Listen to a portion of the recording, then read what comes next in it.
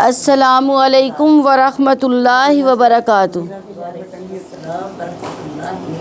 نحمدہ و نصلی علی رسولہ الکریم، اما بعد فاعوذ باللہ من الشیطان الرجیم، بسم اللہ الرحمن الرحیم۔ رب اشرح لی صدری ویسر لی امری واحلل عقدۃ من لسانی یفقہوا قولی۔ ربی یسر ولا تعسر وتمم بالخیر۔ وَلَوْ أَنَّنَا نَزَّلْنَا إِلَيْهِمُ الْمَلَائِكَةَ وَكَلَّمَهُمُ الْمَوْتَى وَحَشَرْنَا عَلَيْهِمْ كُلَّ شَيْءٍ قُبُلًا مَا كَانُوا لِيُؤْمِنُوا إِلَّا أَن يَشَاءَ اللَّهُ وَلَكِنَّ أَكْثَرَهُمْ يَجْهَلُونَ۔ وَكَذَلِكَ جَعَلْنَا لِكُلِّ نَبِيٍّ عَدُوًّا شَيَاطِينَ الْإِنسِ وَالْجِنِّ يُوحِي بَعْضُهُمْ إِلَى بَعْضٍ زُخْرُفَ الْقَوْلِ غُرُورًا وَلَوْ شَاءَ رَبُّكَ مَا فَعَلُوهُ وَذَرْهُمْ وَمَا يَفْتَرُونَ۔ اور اگر واقعتاً ہم ان پر فرشتے اتار دیتے اور مردے ان سے باتیں کرتے اور ہم ان کے سامنے ہر چیز جمع کر دیتے، تب بھی وہ ایمان نہ لاتے مگر یہ کہ اللہ تعالیٰ چاہے، لیکن ان میں سے اکثر جہالت برتتے ہیں، کیونکہ جہالت انسان کی ہدایت کے راستے میں رکاوٹ بن جاتی ہے، خواہ وہ جذباتی جہالت ہو یا علمی جہالت ہو، کیونکہ علم کا نہ ہونا بھی انسان کی ہدایت کے راستے میں رکاوٹ ہے، اور اسی طرح علم آنے کے بعد اپنی خواہشات کی پیروی بھی انسان کی ہدایت حاصل کرنے میں رکاوٹ بن جاتی ہے۔ اہل مکہ اور آپ کے مخالفین کا یہی حال تھا، اور اسی طرح ہم نے ہر نبی کا انسان شیطانوں اور جن شیطانوں کو دشمن بنا دیا جو دھوکہ دینے کے لیے ملمہ کی ہوئی باتیں ایک دوسرے کے دل میں ڈالتے ہیں، اور اگر آپ کا رب چاہتا تو وہ ایسا نہ کر سکتے، چنانچہ آپ انہیں چھوڑ دیں اور جو وہ جھوٹ باندھتے ہیں، اور تاکہ اس جھوٹ کی طرف ان کے دل مائل ہوں جو آخرت پر ایمان نہیں رکھتے، اور تاکہ وہ اسے پسند کریں، اور تاکہ وہ بھی برائیاں کریں جو یہ کرنے والے ہیں۔ یعنی اللہ تعالیٰ رسول اللہ صلی اللہ علیہ وسلم کو یہاں تسلی دے رہے ہیں کہ جس طرح ہم نے آپ کے دشمن بنا دیے جو آپ کی دعوت کو ٹھکراتے ہیں، آپ سے حسد کرتے ہیں، تو یہ ہماری سنت ہے کہ ہم ہر نبی کے جس کو ہم مخلوق کی طرف بھیجتے ہیں دشمن مقرر کر دیتے ہیں، اور پھر وہ انہیں ایک دوسرے کو غلط کاموں میں مدد دیتے ہیں، اور ایک دوسرے کو چکنی چبری باتیں کرتے متاثر کرتے ہیں، اور ایسے طریقے سے بات کرتے ہیں کہ دوسرے لوگ ان سے دھوکہ کھا جائیں، اور سیدھے سادے لوگ ان کے آگے سر جھکا دیں، کیونکہ وہ حقیقت کو جانتے ہی نہیں، بلکہ خوبصورت الفاظ اور ملمہ سازی ان کو اچھی لگتی ہے، اور وہ باطل کو حق سمجھنے لگتے ہیں۔ اور یہاں پر خاص طور پر شیاطین جن و انس کی بات کی گئی ہے، جس کے بارے میں قتادہ اور مجاہد کہتے ہیں جس طرح جنوں میں شیاطین ہیں اسی طرح انسانوں میں بھی شیاطین ہیں۔ اسی طرح مالک بن دینار کہتے ہیں میرے اوپر انسانوں کے شیاطین جنوں کے شیاطین سے زیادہ سخت ہیں، اس وجہ سے کہ جب میں تعوذ پڑھتا ہوں تو جنوں کا شیطان مجھ سے دور چلا جاتا ہے، لیکن انسانوں کا شیطان میرے پاس آ کر مجھے اعلان نافرمانیوں کی طرف گھسیٹ کر لے جاتا ہے۔ مثلاً انسانوں کا شیطان جیسے ابو جہل تھا، تو ابو طالب کے پاس آخری وقت میں کس طرح پہنچ گیا، انہیں حق قبول نہ کرنے دیا۔ اس میں حقیقت یہ کہ آخرت پر یقین کا کمزور ہونا انسان کے لیے گمراہی کا باعث بن جاتا ہے، کیونکہ جب انسان آخرت کو بھول جاتا ہے تو پھر دنیا کی اٹریکشن اس کو اپنے اندر کھینچ لیتی ہے، وہ دنیا کی باتوں، دنیا کے لوگوں کی خوبصورت تعویلات جو انہوں نے دین کے بارے میں، آخرت کے بارے میں کر رکھی ہوتی ہے، ان میں وہ گر جاتا ہے، اس لیے کیونکہ انسان بہرحال اپنی خواہشات کے آگے کمزور پڑ جاتا ہے، کیونکہ ایک طرف دین اور دلیل ہوتی ہے اور دوسری طرف خواہش نفس ہوتی ہے، اور جب انسان کے اپنے اندر بھی کمزور ہو ایمان اور یقین کمزور ہو، اور پھر ساتھی اور مجلس اور صحبت بھی ایسی ہو، تو پھر ہدایت جو ہے انسان کی ختم ہو جاتی ہے، ہدایت پر چلنا بہت مشکل ہو جاتا ہے۔ تو کیا میں اللہ تعالیٰ کے سوا کسی کو منصف تلاش کروں، حالانکہ اس نے تمہاری جانب یہ کتاب مفصل نازل کی ہے؟ اور جن لوگوں کو ہم نے کتاب دی ہے وہ جانتے ہیں یقیناً وہ آپ کے رب کی طرف سے حق برحق نازل کی گئی ہے، لہٰذا آپ شک کرنے والوں میں سے نہ ہو جاؤ۔ یعنی اس آیت سے پتہ چلتا ہے کہ اللہ تعالیٰ نے اپنا وعدہ پورا کر دیا، ہدایت کی تفسیر سے سب کچھ کتاب میں بھیج دیا۔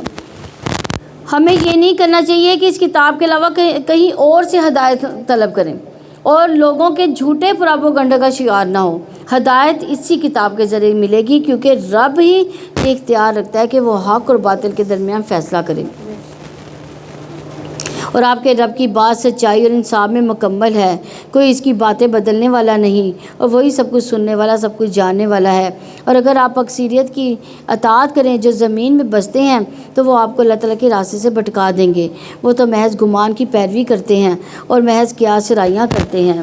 یعنی اگر آپ حق کی اس بات میں دیکھیں گے کہ لوگوں کی اکثریت کس طرف جا رہی ہے، ان کا ٹرینڈ کیا ہے، تو یہ کوئی دلیل نہیں، کیونکہ اکثریت اپنی خواہشات کی پیروی کرتی ہے، قیاس رائیوں اور گمان سے کام لیتی ہے، تو ہم بھی اس کے پیچھے چل پڑیں گے؟ نہیں، بلکہ فرمایا کیونکہ لوگ خود بہکے ہوئے ہیں اس لیے وہ آپ کو بھی بہکا دیں گے۔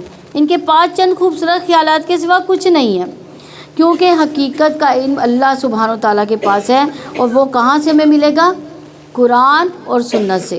تو اس لیے جو شخص ہدایت کا پیروکار ہو اسے چاہیے کہ ان دو چیزوں کو مضبوطی سے تھام لے۔ کون سی دو چیزیں؟ ہاں، قرآن اور حدیث یا سنت۔ یقیناً آپ کا رب بھی خوب جاننے والا ہے جو اس کے راستے سے بھٹکتا ہے، اور وہ ہدایت یافتہ بھی خوب جاننے والا ہے۔ یہ جو کہ ہدایت کا معیار قرآن و سنت ہے، واپسی بھی اللہ سبحانہ کی طرف ہے، تو وہی فیصلہ کرے گا کہ کون سیدھے راستے پر چل کر صحیح منزل پر پہنچا اور کون بھٹک گیا۔ چنانچہ اس میں سے کھاؤ جس پر اللہ تعالیٰ کا نام ذکر کیا گیا ہو، اگر تم اس کی آیات پر ایمان رکھتے ہو۔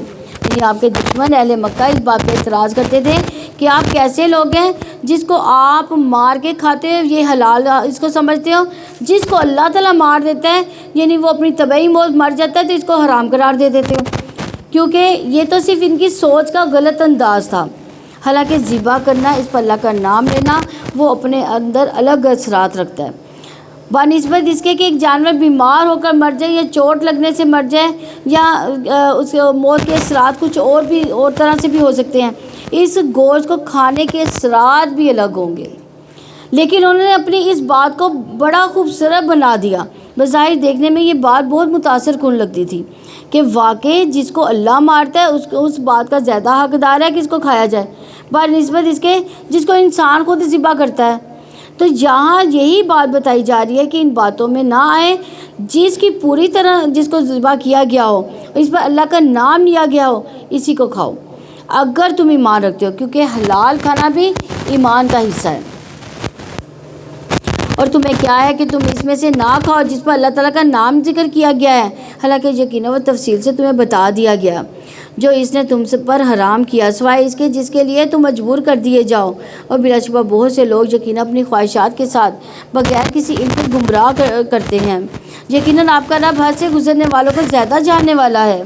یعنی بہت سے لوگ ایسے ہیں جو بغیر علم کے محض خواہشات کے پیچھے لگ کر دوسروں کو بھی بہکاتے ہیں، وہ اپنی خواہشات کی پیروی کرتے ہیں اور چاہتے ہیں کہ باقی لوگ بھی ان کے پیچھے چلیں، لہٰذا وہ اپنی خواہشات کو بہت خوبصورت الفاظ میں بیان کر کے دوسروں کو بھی اپیل کرتے ہیں کہ اپنے ساتھ بہکا کر لے جاتے ہیں، اور لوگ لا علمی میں، کبھی غفلت میں، کبھی خواہشات کی پیروی میں قرآن اور سنت کی تعلیمات کو نہ جاننے کی وجہ سے ان کے پیچھے لگ جاتے ہیں۔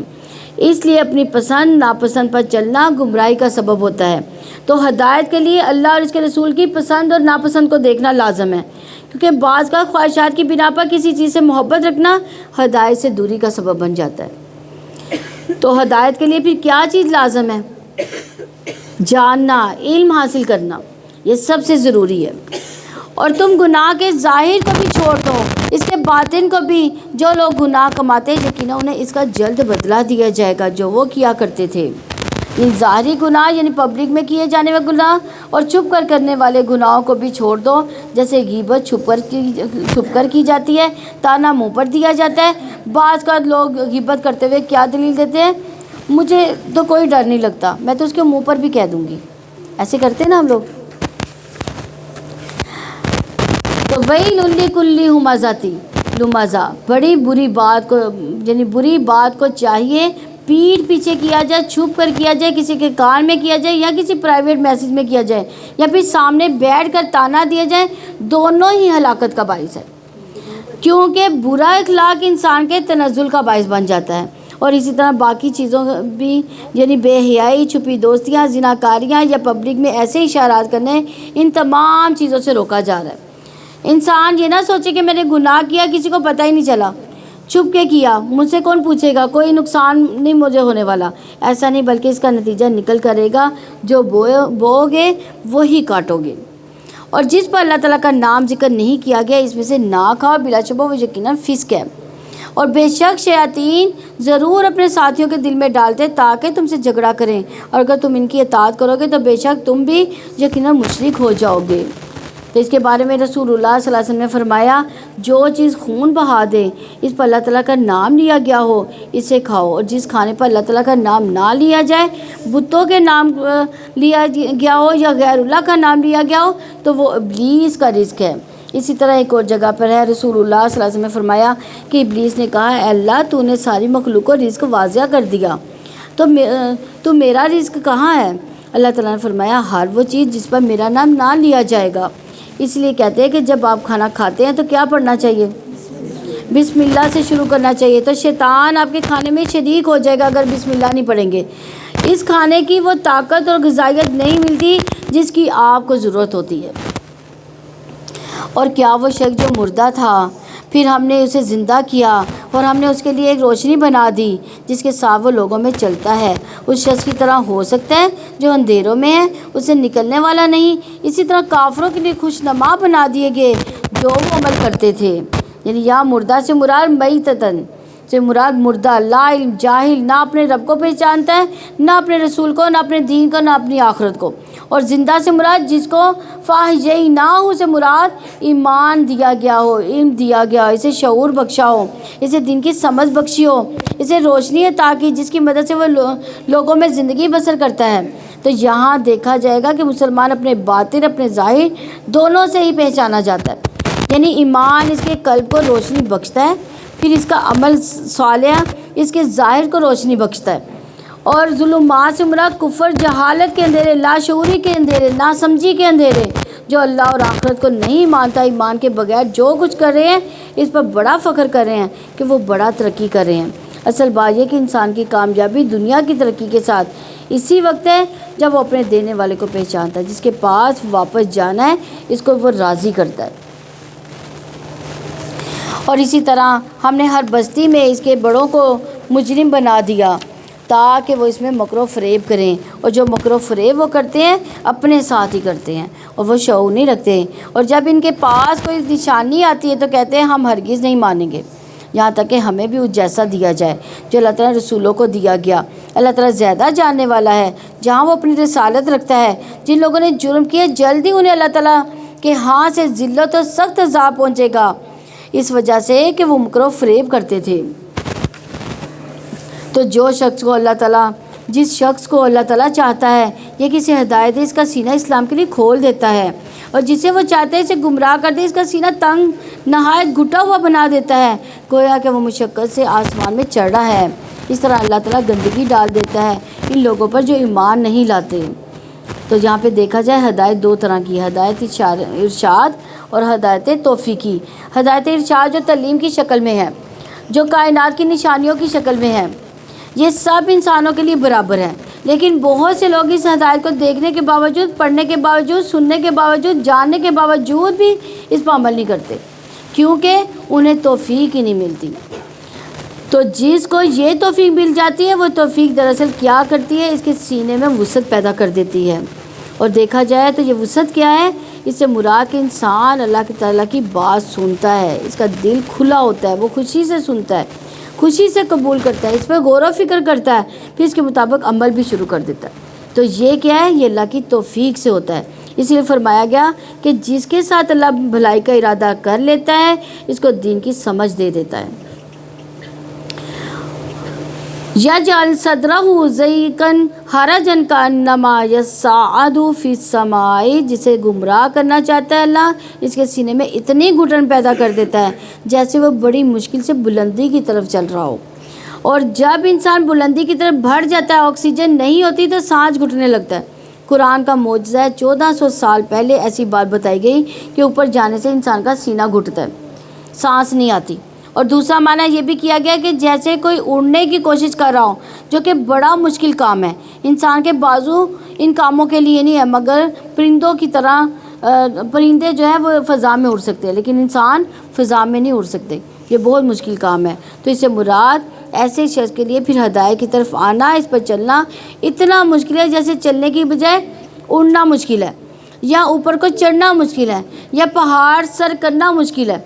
یعنی اس کو دین کی بات اچھی نہیں لگتی، اس کو اختیار کرنا، اس پر عمل کرنا بڑا ہی مشکل لگتا ہے اس کو۔ دین کی طرف آنا، نماز کی طرف آنا، دین کی مجلسوں کی طرف آنا، دیندار لوگوں کے پاس بیٹھنا، خیر بھلائی کی بات سننا، اس کے لیے بہت بڑا بوجھ ہوتا ہے، اس سے اس کا دل گھٹتا ہے، وہ اس کی طرف نہیں آنا چاہتا۔ تو یہ بڑی خطرناک علامت ہوتی ہے کہ انسان دین کی مجلس کی طرف آنا ہی نہ چاہے، اور آئے بھی تو اس کا دل گھٹے، کچھ اندر نہ جائے۔ تو کچھ لوگ سنتے بھی ہیں لیکن اندر نہیں جا سکتا اس کے، بلکہ باہر ہی آ جاتا ہے۔ اس لیے اللہ سبحانہ تعالیٰ سے کثرت سے دعا کرنی چاہیے۔ کون سی دعا اس کے لیے؟ رب اشرح لی صدری ویسر لی امری واحلل عقدۃ من لسانی یفقہوا قولی۔ موسیٰ علیہ السلام نے سینے کی وسعت مانگی تھی تاکہ ساری باتیں اندر آ جائیں، جذب ہو جائے، انسان کے اندر عمل کی صلاحیت پیدا ہو جائے۔ دیکھا جائے تو جس کا سینہ وسیع ہوگا وہ اللہ کے ہر حکم پر دل کی خوشی سے عمل کرے گا۔ نماز اس کے لیے آنکھوں کی ٹھنڈک ہو جائے گی، نہ کہ منافقوں کے لیے بہت بڑی مصیبت ہے یہ، اور وہ اسلام کے ہر حکم کے لیے اپنا سینہ بہت وسیع پائے گا۔ تو وہ جو ایمان رکھتا ہے اس کو اللہ تعالیٰ کی باتوں کی سینس اور حکمت بھی سمجھ آنا شروع ہو جائے گی، اور وہ اس پر خوش بھی ہوگا کہ اللہ نے میرے لیے ایک رستہ کھول دیا۔ تو اگر منافقت ہو اندر تو دین کی سمجھ نہیں آتی، اور ہر حکم پر پھر اعتراض ہونے لگتا ہے کہ یہ حکم کیوں دیا گیا، یہ کیوں کہا گیا، یہ حکم بڑا مشکل ہے، جبکہ ایمان والوں کے لیے اللہ کا کوئی بھی حکم جو مشکل نہیں ہے۔ یسلم تسلیما، وہ پوری طرح سر تسلیم خم کر دیتے ہیں۔ اللہ تعالیٰ ہمیں بھی اپنا فرما بردار بنا لیں۔ اور یہ آپ کے رب کا سیدھا راستہ ہے۔ یقیناً ہم نے اپنی آیات تفصیل سے ان لوگوں کے لیے بیان کر دیا جو نصیحت قبول کرتے ہیں۔ یعنی اس آیت سے پتہ چلتا ہے کہ اسلام اور حق کا راستہ ہی سیدھا راستہ ہے۔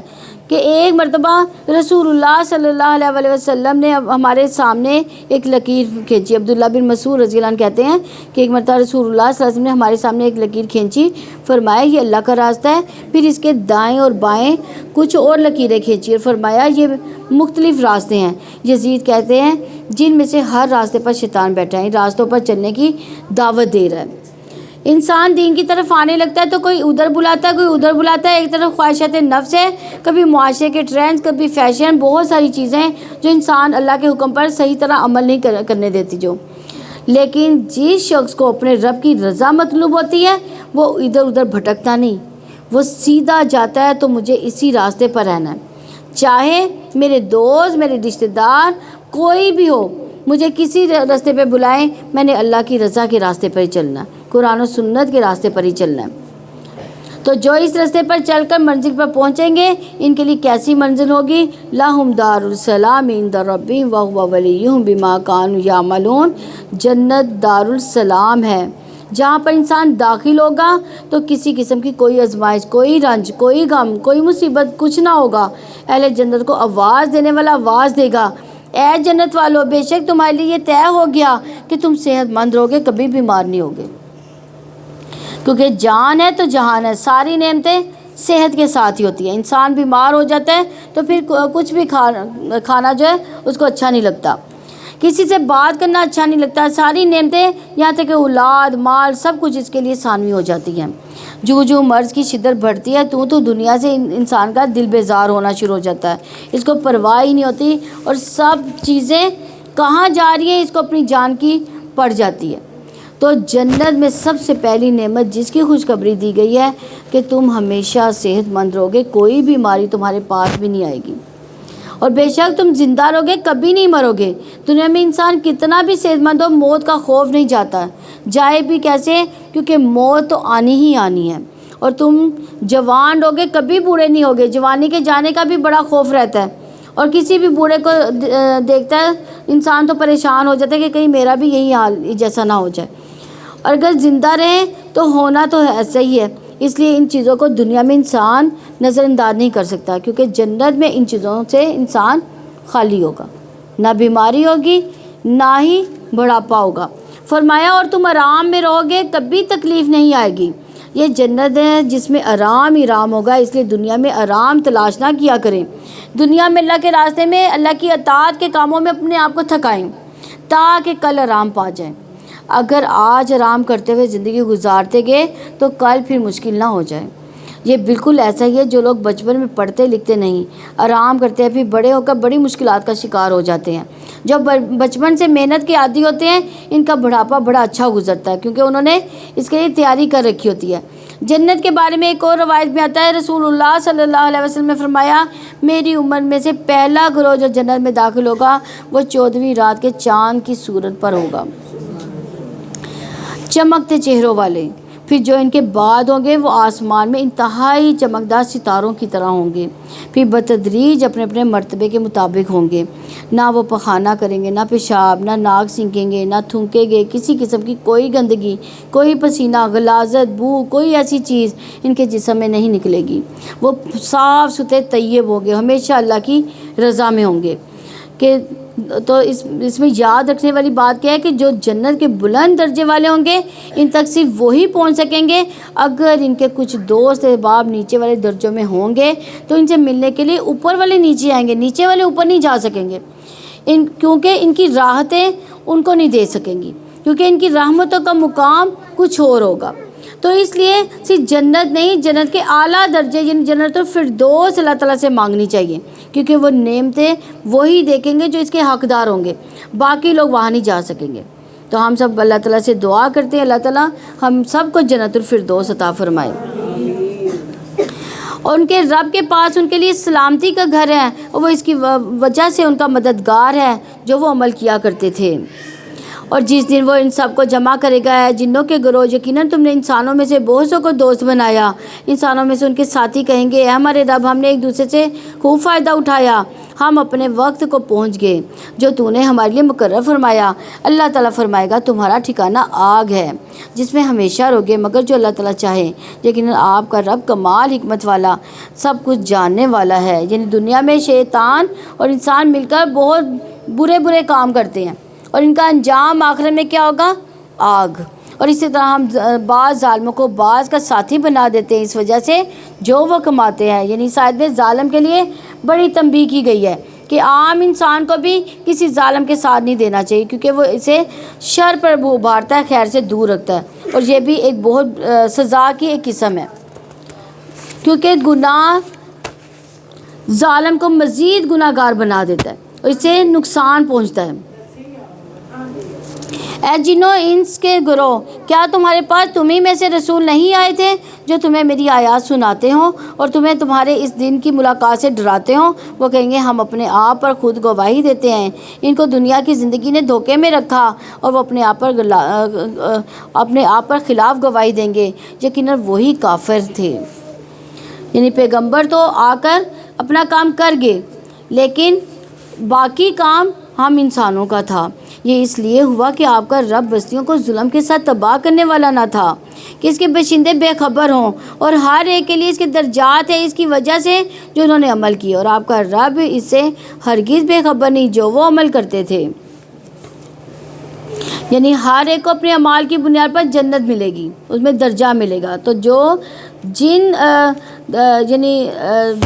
جو ہے جنت میں جائیں گے ان کے بھی بہت سے درجات ہوں گے، کیونکہ اللہ تعالیٰ نے جنوں اور انسانوں کے لیے جنت و دوزخ بنائی ہے نا، تو جن بھی جنت میں جائیں گے ان کے بھی درجات ہوں گے، جو انسان جنت میں جائیں گے ان کے بھی درجات ہوں گے، کیونکہ ایک روایت میں آتا ہے جنت کے 100 درجے ہیں، ایک درجے دوسرے درجے کے درمیان اتنا فاصلہ جتنا زمین و آسمان کا ہے۔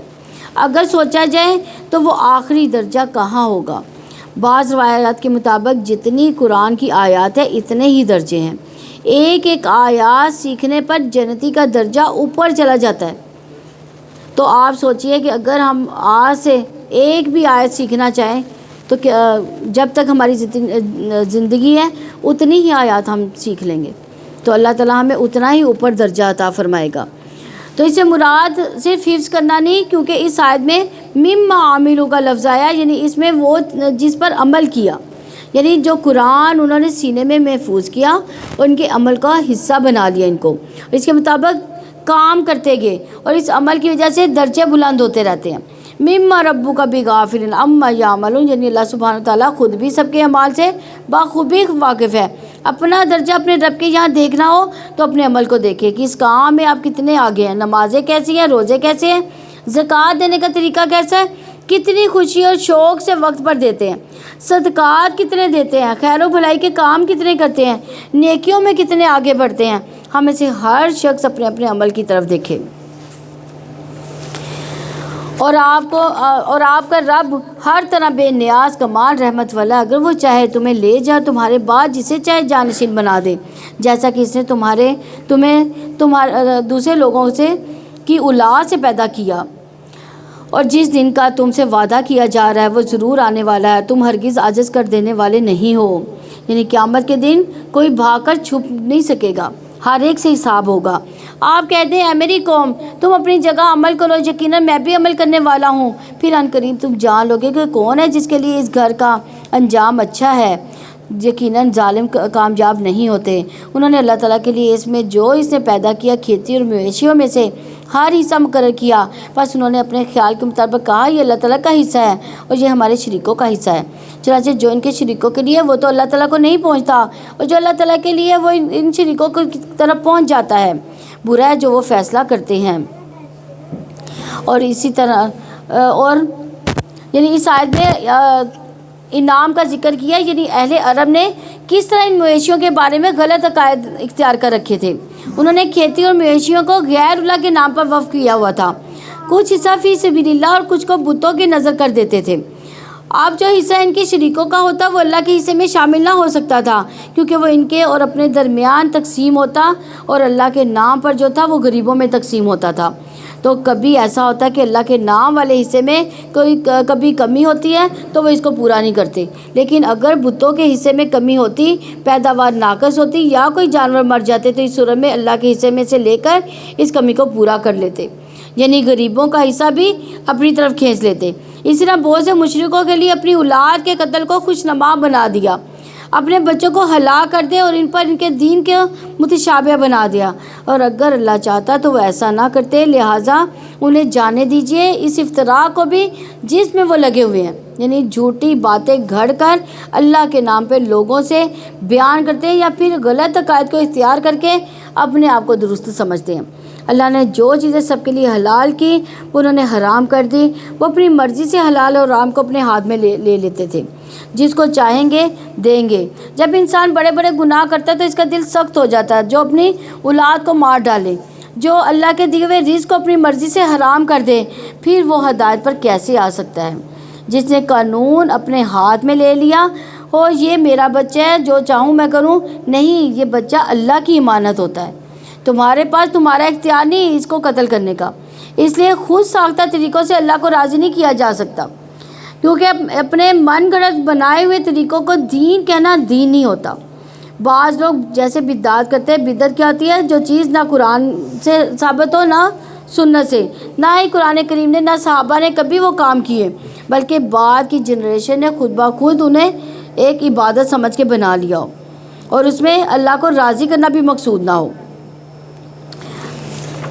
تو اس لیے کسی بھی چیز کو جب آپ دین، ثواب، عبادت سمجھ کر کریں تو پہلے یہ دیکھ لیں کہ کیا اس کو اللہ سبحانہ و تعالیٰ نے یا اس کے رسول صلی اللہ علیہ وسلم نے اس کو عبادت کہا بھی ہے کہ نہیں۔ خود سے خود جو ہے عبادت نہ بنائیں۔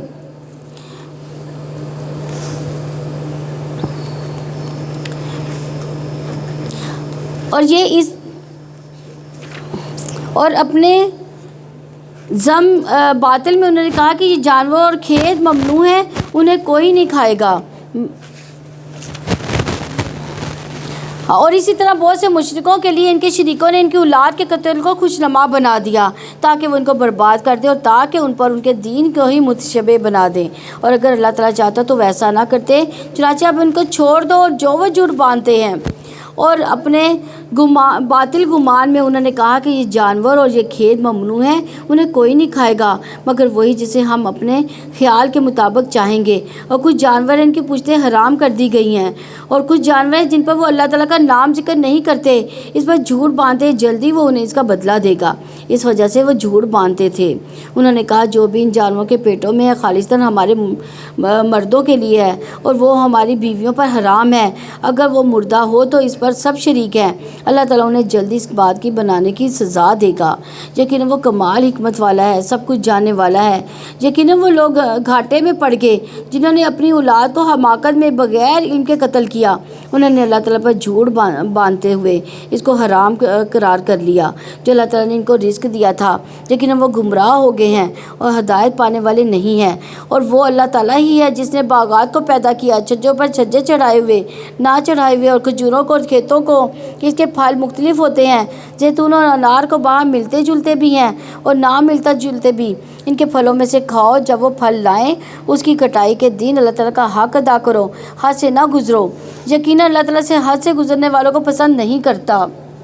یعنی زیتون اور انار کا خاص طور پر قرآن میں ذکر آیا ہے کہ بہت سے فائدے ہیں اس میں، یہ غذا بھی ہے، ان میں شفا بھی ہوتی ہے، باغات والوں کو آمدنی کافی ہے تو باغات والوں کو اس بات کو پابند کیا گیا اللہ کے بندوں پر بھی خرچ کریں، زکوٰۃ کے علاوہ عشر بھی ادا کریں۔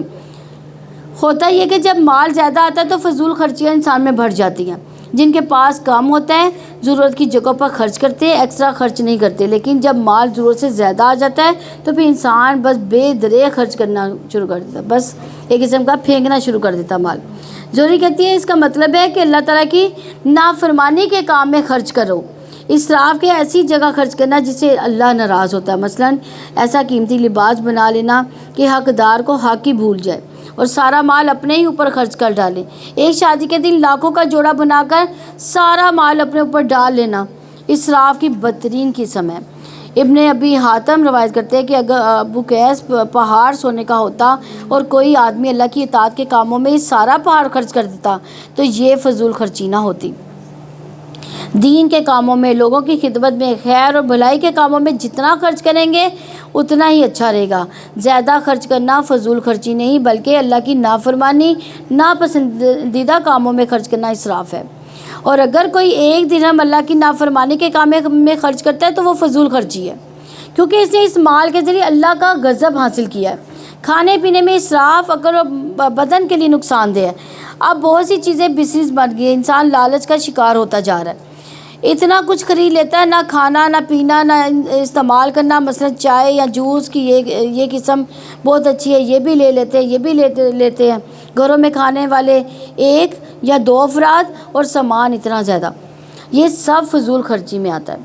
پہلے یہ دیکھیں کہ آپ کی ضرورت کیا ہے، کہ آپ اسے استعمال کر بھی سکتے ہیں یا نہیں، اگر ضرورت سے زائد ہے تو کیا کرنا چاہیے؟ ضرورت مند کو دے دینا چاہیے۔ وَكُلُوا وَاشْرَبُوا وَلَا تُسْرِفُوا إِنَّهُ لَا يُحِبُّ الْمُسْرِفِينَ، تو حد سے گزرنے والوں سے اللہ تعالیٰ ان کو پسند نہیں کرتا جو فخر کرتے ہیں اور اسراف کرتے ہیں۔ اور مویشیوں میں سے کچھ بوجھ اٹھانے والے ہیں، کچھ زمین سے لگے ہوئے ہیں، کھاؤ اس میں سے جو اللہ تعالیٰ نے تمہیں رزق دیا، اور شیطان کے قدموں کے پیچھے نہ چلو، یقیناً وہ تمہارا کھلا دشمن ہے۔ پھر بھی اگر وہ آپ کو جھٹلائیں تو آپ کہہ دیں تمہارا رب وسیع رحمت والا ہے، اس کا عذاب مجرم لوگوں سے ہٹایا نہیں جاتا۔ جن لوگوں نے شرک کیا وہ بہت جلد کہیں گے اگر اللہ تعالیٰ چاہتا نہ تو ہم شرک کرتے، نہ ہی ہمارے باپ دادا، اور نہ ہم کسی چیز کو حرام کرتے۔ اسی طرح ان لوگوں نے بھی جھٹلایا تھا جو ان سے پہلے تھے، یہاں تک کہ انہوں نے ہمارا عذاب چکھ لیا۔ آپ پوچھیں کیا تمہارے پاس کوئی علم ہے تو تم اسے ہمارے لیے نکال لاؤ، تم گمان کے سوا کسی چیز کی پیروی نہیں کرتے اور تم محض قیاس رائیاں ہی کرتے ہو۔ یہ دلیل اور یہ بات اکثر لوگ کرتے ہیں اپنے غلط اعمال کو درست ثابت کرنے کے لیے۔ اللہ چاہتا تو ہم بھی نمازیں پڑھتے، جب اللہ چاہے گا تو ہم بھی پڑھ لیں گے۔ آپ کب چاہیں گے؟ جو چاہتا ہے اللہ اس کو عطا کرتا ہے، لیکن جس کی اپنی نیت، اپنا ارادہ ہی نہ ہو کہ ہم ہدایت حاصل کریں، تو اللہ تعالیٰ کا قانون ہے کہ کسی کو زبردستی ہدایت نہیں دیتا اللہ تعالیٰ۔ آپ کہتے ہیں کامل دلیل اللہ تعالیٰ ہی کے پاس ہے، چنانچہ اگر وہ چاہتا تو تم سب کو وہ ضرور ہدایت دے دیتا، یعنی اللہ تعالیٰ چاہتا تو زبردستی ان کو دلائل کے قائل کر دیتا، لیکن یہ اس کا طریقہ نہیں ہے۔ اس نے انسان کو آزادی رائے اور عقل دے رکھی ہے، اس لیے تاکہ انسان سوچ سمجھ کر عقل کی روشنی میں خود صحیح راستہ اختیار کرے۔ آپ کہتے ہیں تم اپنے گواہ لاؤ جو گواہی دیں کہ یقیناً اللہ تعالیٰ ہی نے ان کو حرام کیا ہے، پھر اگر وہ گواہی دے بھی دیں تو آپ اس کے ساتھ گواہی نہ دیں، نہ ان کی خواہشات کی پیروی کریں۔ جن لوگوں نے ہماری آیات کو جھٹلایا اور جو آخرت پر ایمان نہیں رکھتے، اور وہی دوسروں کو اپنے رب کے برابر قرار دیتے ہیں۔ آپ کہہ دیں آؤ میں پڑھ کر سناتا ہوں جو تمہارے رب نے تم پر حرام کیا ہے، یہ کہ تم اس کے ساتھ کسی چیز کو شریک نہ ٹھہراؤ، اور والدین کے ساتھ نیک سلوک کرو، اور اپنی اولاد کو مفلسی کے ڈر سے قتل نہ کرو۔ ہم تمہیں بھی رزق دیتے ہیں اور ان کو بھی دیں گے۔ اور بے حیائی کے قریب نہ جاؤ، ان میں سے جو ظاہر ہو، جو پوشیدہ ہو، جس کو اللہ تعالیٰ نے حرام ٹھہرایا ہے، اسے ناحق قتل نہ کرو۔ اللہ تعالیٰ نے اس کا تمہیں تاکیدی حکم دیا تاکہ تم سمجھ سکو، یعنی قرآن پڑھ کر سنانے کا حکم دیا جا رہا ہے، کیونکہ سن کر بات کی زیادہ سمجھ آتی ہے۔ اس لیے بھی کہ قرآن مجید اللہ کا کلام ہے، تو کلام کو کلام کی شکل میں بتایا جائے تو بہت زیادہ دل پر لگتی ہے۔ پڑھنے کا بھی فائدہ ہے کہ آپ کے لیے اکیلے بیٹھ کے تفسیر آپ پڑھیں، سمجھے، جانیں، لیکن جب آپ سنتے ہیں تو بات دل پر زیادہ جا لگتی ہے۔ تو یہاں پڑھ کر سنانے کا حکم ہے۔ نبی صلی اللہ علیہ وسلم لوگوں کو لکھ کر چیزیں نہیں دیا کرتے تھے، بلکہ کیا کرتے تھے؟ سنایا کرتے تھے۔ تو اس آیت میں حرام کے بارے میں بتا دیا گیا ہے، اس کے ساتھ کسی کو شریک نہ بناؤ۔ شرک سب سے شرک جو ہے حرام ہے۔ والدین سے اچھا سلوک کرو، یعنی والدین کی نافرمانی بھی حرام ہے۔ مفلسی کے ڈر سے اپنی اولاد کو قتل نہ کرو کہ ہم انہیں کہاں سے کھلائیں گے، اللہ رزق کے راستے کھولنے والا ہے۔ بے حیائی کی باتوں کے قریب بھی نہ جاؤ، گالی گلوچ، گھٹیا اور ننگی باتیں خواہ ڈھکی ہوں یا چھپی ہوں، پبلک میں کرو یا کسی پرائیویٹ گیدرنگ میں کرو، دونوں طرح سے منع ہے۔ یہ کہ جس جان کے مارنے کو اللہ نے حرام کیا اسے قتل نہ کرو۔ اولاد کے قتل کو الگ طور پر بیان کیا گیا واضح کرنے کے لیے، اور پھر عمومی طور پر الا یہ کہ حق کے ساتھ ہو، جیسا کہ قصاص وغیرہ میں۔ وصاکم بہ، وصیت کی کیا ہوتی ہے؟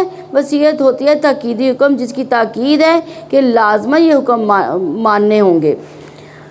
تو اس میں حلال و حرام کے بارے میں جاننا بہت ضروری ہے، اسی لیے اللہ تعالیٰ نے نبی صلی اللہ علیہ وسلم کو حکم دیا کہ وہ ساری مخلوق کو اس آیت کی تلاوت کی سماعت کی دعوت دیں، جس میں اللہ تعالیٰ نے کچھ چیزیں حرام ٹھہرائی ہیں۔ آپ صلی اللہ علیہ وسلم کے بعد علماء پر بھی یہ بات واضح ہے کہ وہ لوگوں کو تبلیغ کریں اور ان کو واضح کریں کہ اللہ نے ان کے لیے کیا حلال کیا، کیا حرام کیا۔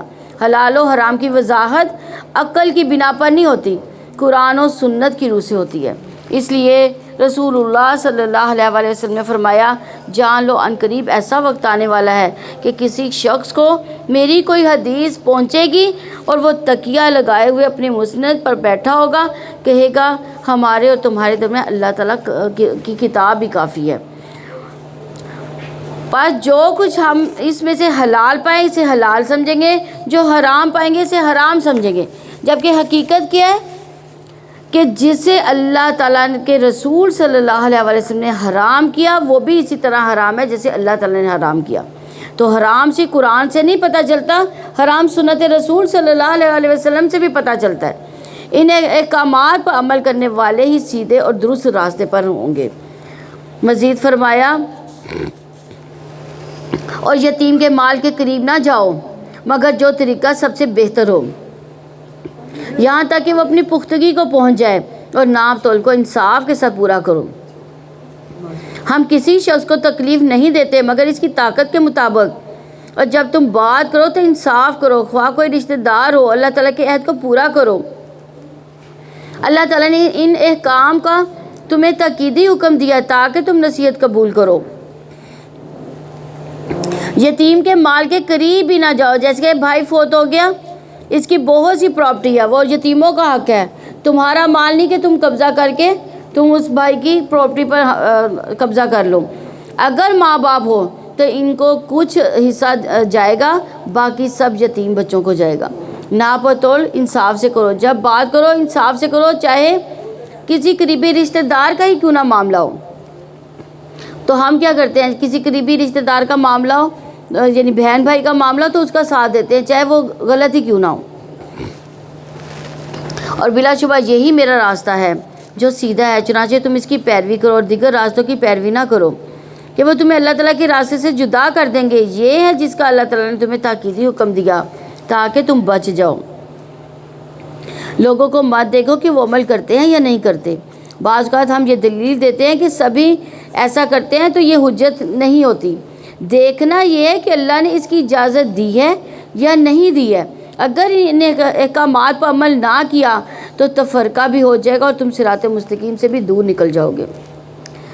پھر ہم نے موسیٰ کو کتاب دی، ہر اس شخص کے لیے نعمت کی تکمیل تھی جو نیکی کی روش اپنائے، اور ہر حکم کی تفصیل تھی اور ہدایت و رحمت تھی تاکہ وہ اپنے رب کی ملاقات پر ایمان لے آئیں۔ اور یہ کہ بابرکت کتاب جس کو ہم نے نازل کیا ہے، چنانچہ تم اس کی پیروی کرو، اللہ تعالیٰ سے ڈر جاؤ تاکہ تم پر رحم کیا جائے۔ یعنی اللہ تعالیٰ کی رحمت کس پر ہوتی ہے؟ اللہ سے ڈرنے والوں پر۔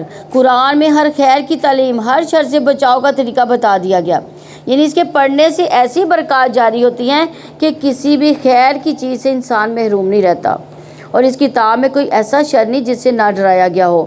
تو اس لیے جب انسان اس کی پیروی کرتا ہے تو شر سے محفوظ ہو جاتا ہے۔ قرآن کی بدولت گھروں میں بھی برکتیں اترتی ہیں۔ ابو ہریرہ رضی اللہ عنہ کہا کرتے تھے، بے شک قرآن پڑھنے کی وجہ سے گھر اپنے رہنے والوں کے لیے کشادہ ہو جاتا ہے، یعنی دلوں میں وسعت آ جاتی ہے، ایک دوسرے کو برداشت کرنے کی توفیق مل جاتی ہے۔ اس میں فرشتے حاضر ہوتے ہیں، جب انسان تلاوت کرتا ہے، پڑھتا ہے، سمجھتا ہے تو فرشتے آتے ہیں۔ شیاطین اس گھر کو چھوڑ دیتے ہیں کیونکہ انہیں یہ سب کچھ بہت برا لگتا ہے۔ کیا برا لگتا ہے شیاطین کو؟ قرآن کا پڑھنا، سمجھنا۔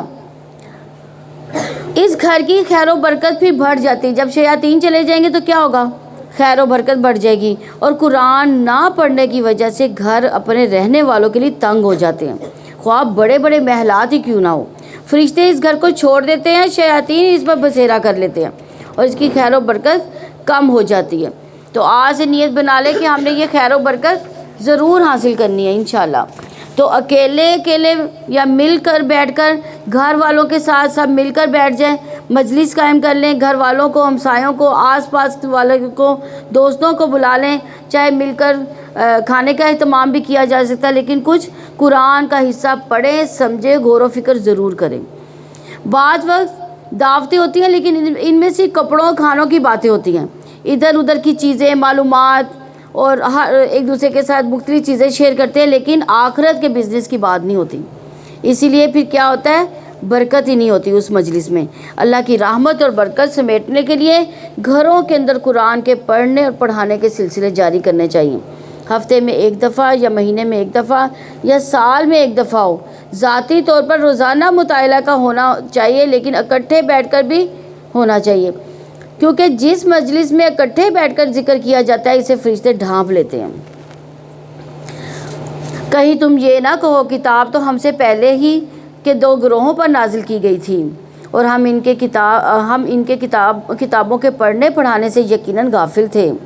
یا تم کہو کہ اگر ہم پر بھی کتاب اتاری جاتی تو ہم یقیناً ان سے زیادہ ہدایت یافتہ ہوتے، تو بلا شبہ یقیناً تمہارے پاس تمہارے رب کی طرف سے ایک روشن دلیل اور ہدایت اور رحمت آ چکی ہے۔ پھر اس سے بڑا ظالم کون ہے جس نے اللہ تعالیٰ کی آیات کو جھٹلایا اور ان سے کنارہ کشی اختیار کی؟ ہم انہیں جلدی بہت برے عذاب کی سزا دیں گے جو ہماری آیات سے کنارہ کشی اختیار کرتے ہیں، اس کے بدلے جو وہ کنارہ کشی اختیار کرتے تھے۔ وہ انتظار نہیں کر رہے ہیں مگر یہ کہ ان کے پاس فرشتے آ جائیں، یا آپ کا رب آ جائے، یا آپ کے رب کی بعض نشانیاں آ جائیں جس دن آپ کے رب کی بعض نشانیاں آ جائیں گی، کسی ایسے شخص کا ایمان اسے فائدہ نہ دے گا جو پہلے ہی ایمان نہ رکھتا تھا یا اس نے اپنے ایمان میں کوئی نیکی نہ کمائی تھی۔ آپ کہہ دیں تم بھی انتظار کرو، بلا شبہ ہم بھی انتظار کرنے والے ہیں۔ یقیناً جن لوگوں نے اپنے دین کو ٹکڑے کر ڈالا اور گروہ گروہ بن گئے، ان سے آپ کا کوئی تعلق نہیں۔ یقیناً ان کا معاملہ اللہ تعالیٰ ہی کے حوالے ہے، پھر وہی اس کو بتائے گا جو وہ کیا کرتے تھے۔ جو نیکی لائے گا اس کے لیے جیسا 10 گنا ہوگا، جو برائی لائے گا تو وہ اس کے برابر ہی بدلہ دیا جائے گا، ان پر ظلم نہیں کیا جائے گا۔ یعنی ایک نیکی جو ہے کس کے ساتھ ملٹیپلائی ہوگی؟ 10 کے ساتھ۔ ایک برائی کس کے ساتھ ملٹیپلائی کی جائے گی؟ ایک ہی برائی کے ساتھ۔ ایک برائی ایک ہی لکھی جائے گی۔ یہ اللہ کا بندوں پر بہت بڑا احسان ہے، اور اس احسان کی مزید تفصیل حدیث سے ملتی ہے۔ ابن عباس رضی اللہ عنہ کہتے ہیں کہ رسول اللہ صلی اللہ علیہ وسلم اپنے رب تبارک تعالیٰ سے روایت کرتے ہوئے فرماتے ہیں کہ بے شک اللہ نے نیکیاں برائیاں لکھی، پھر ان کو بیان کر دیا، پھر جس نے نیکی کا ارادہ کیا، نیت کر لی لیکن عمل نہ کر سکا، تو اللہ تعالیٰ نے اس کے لیے اپنے پاس ایک مکمل نیکی لکھ دی۔ دیکھیے کتنی بڑی سعادت ہے کہ ابھی نیت ہی کی ہے، عمل نہیں کر سکے، لیکن جو نیت کا جو ثواب ہے وہ لکھ لیا گیا۔ اور اگر اس نے ارادہ کرنے کے بعد عمل بھی کر لیا تو اللہ نے اس کے لیے اپنے پاس 10 نیکیوں سے لے کر 700 بلکہ اس سے بھی زیادہ لکھا۔ اور جس نے کسی برائی کا ارادہ کیا پھر اس پر عمل نہیں کیا تو اللہ نے اس کے لیے اپنے پاس ایک مکمل نیکی لکھ دی۔ لیکن برائی کا ارادہ کیا لیکن برائی کی نہیں تو اس کو نیکی لکھ لیا۔ اگر اس نے ارادہ کرنے کے بعد عمل بھی کیا تو صرف ایک برائی لکھی گئی۔ تو سوچیے اگر اس تناسب کے ساتھ بھی کسی کی برائیاں نیکیوں کے اوپر ہو جائیں تو پھر اس کا انجام کیا ہونا چاہیے۔ اللہ تعالیٰ نے تو ہم کو نیکیاں کمانے کے لیے کھلے مواقع عطا کیے ہیں، ایک ایک نیکی کا پہاڑ بنا دیا، تو پھر بھی اگر کسی کی نیکیاں کم ہیں، برائیاں ہی اس نے زیادہ کی ہے تو واقعی وہ برا ہی شخص ہے۔ آپ کہہ دیں میرے رب نے مجھے سیدھی راہ دکھائی ہے کہ وہ ایک مضبوط دین ہے، ملت ابراہیم ہے جو ایک ہی طرف کے تھے، مشرکوں میں سے نہ تھے۔ آپ کہہ دیں بے شک میری نماز، میری قربانی، میرا جینا، میرا مرنا اللہ تعالیٰ کے لیے جو جہانوں کا رب ہے۔ یعنی اللہ ہم سے ہر کام میں اخلاص مانگتا ہے، چاہے ہماری نماز ہو، جسمانی عبادت ہو، چاہے ہماری قربانی ہو، مالی عبادات ہو، ہماری زندگی پوری ہم کچھ بھی کریں، چاہے ہماری موت کا وقت ہو، ہر موقع پر اللہ ہی کو یاد رکھنا چاہیے، اللہ ہی کے لیے سب کام کرنے چاہیے۔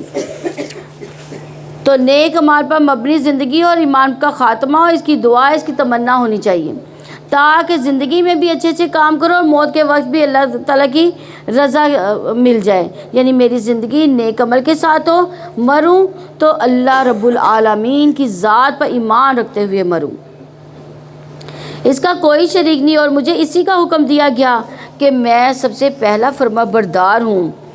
آپ کہہ دیں کیا میں اللہ تعالیٰ کے سوا کوئی اور رب تلاش کروں، حالانکہ وہی ہر چیز کا رب ہے، اور کوئی جان نہیں کماتی گناہ مگر اسی پر وبال، اور کوئی بوجھ اٹھانے والی کسی دوسرے کا بوجھ نہیں اٹھائے گی، پھر تمہارے رب کی طرف سے ہی تمہارا لوٹنا ہے، چنانچہ وہ تمہیں اس کے بارے میں بتا دے گا جس میں تم اختلاف کرتے تھے۔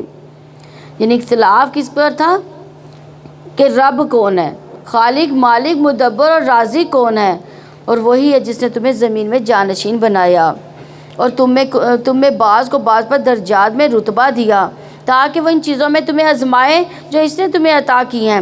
بے شک آپ کا رب بہت جلد سزا دینے والا ہے، اور بلا شبہ وہ یقیناً بے حد بخشنے والا، نہایت رحم والا ہے۔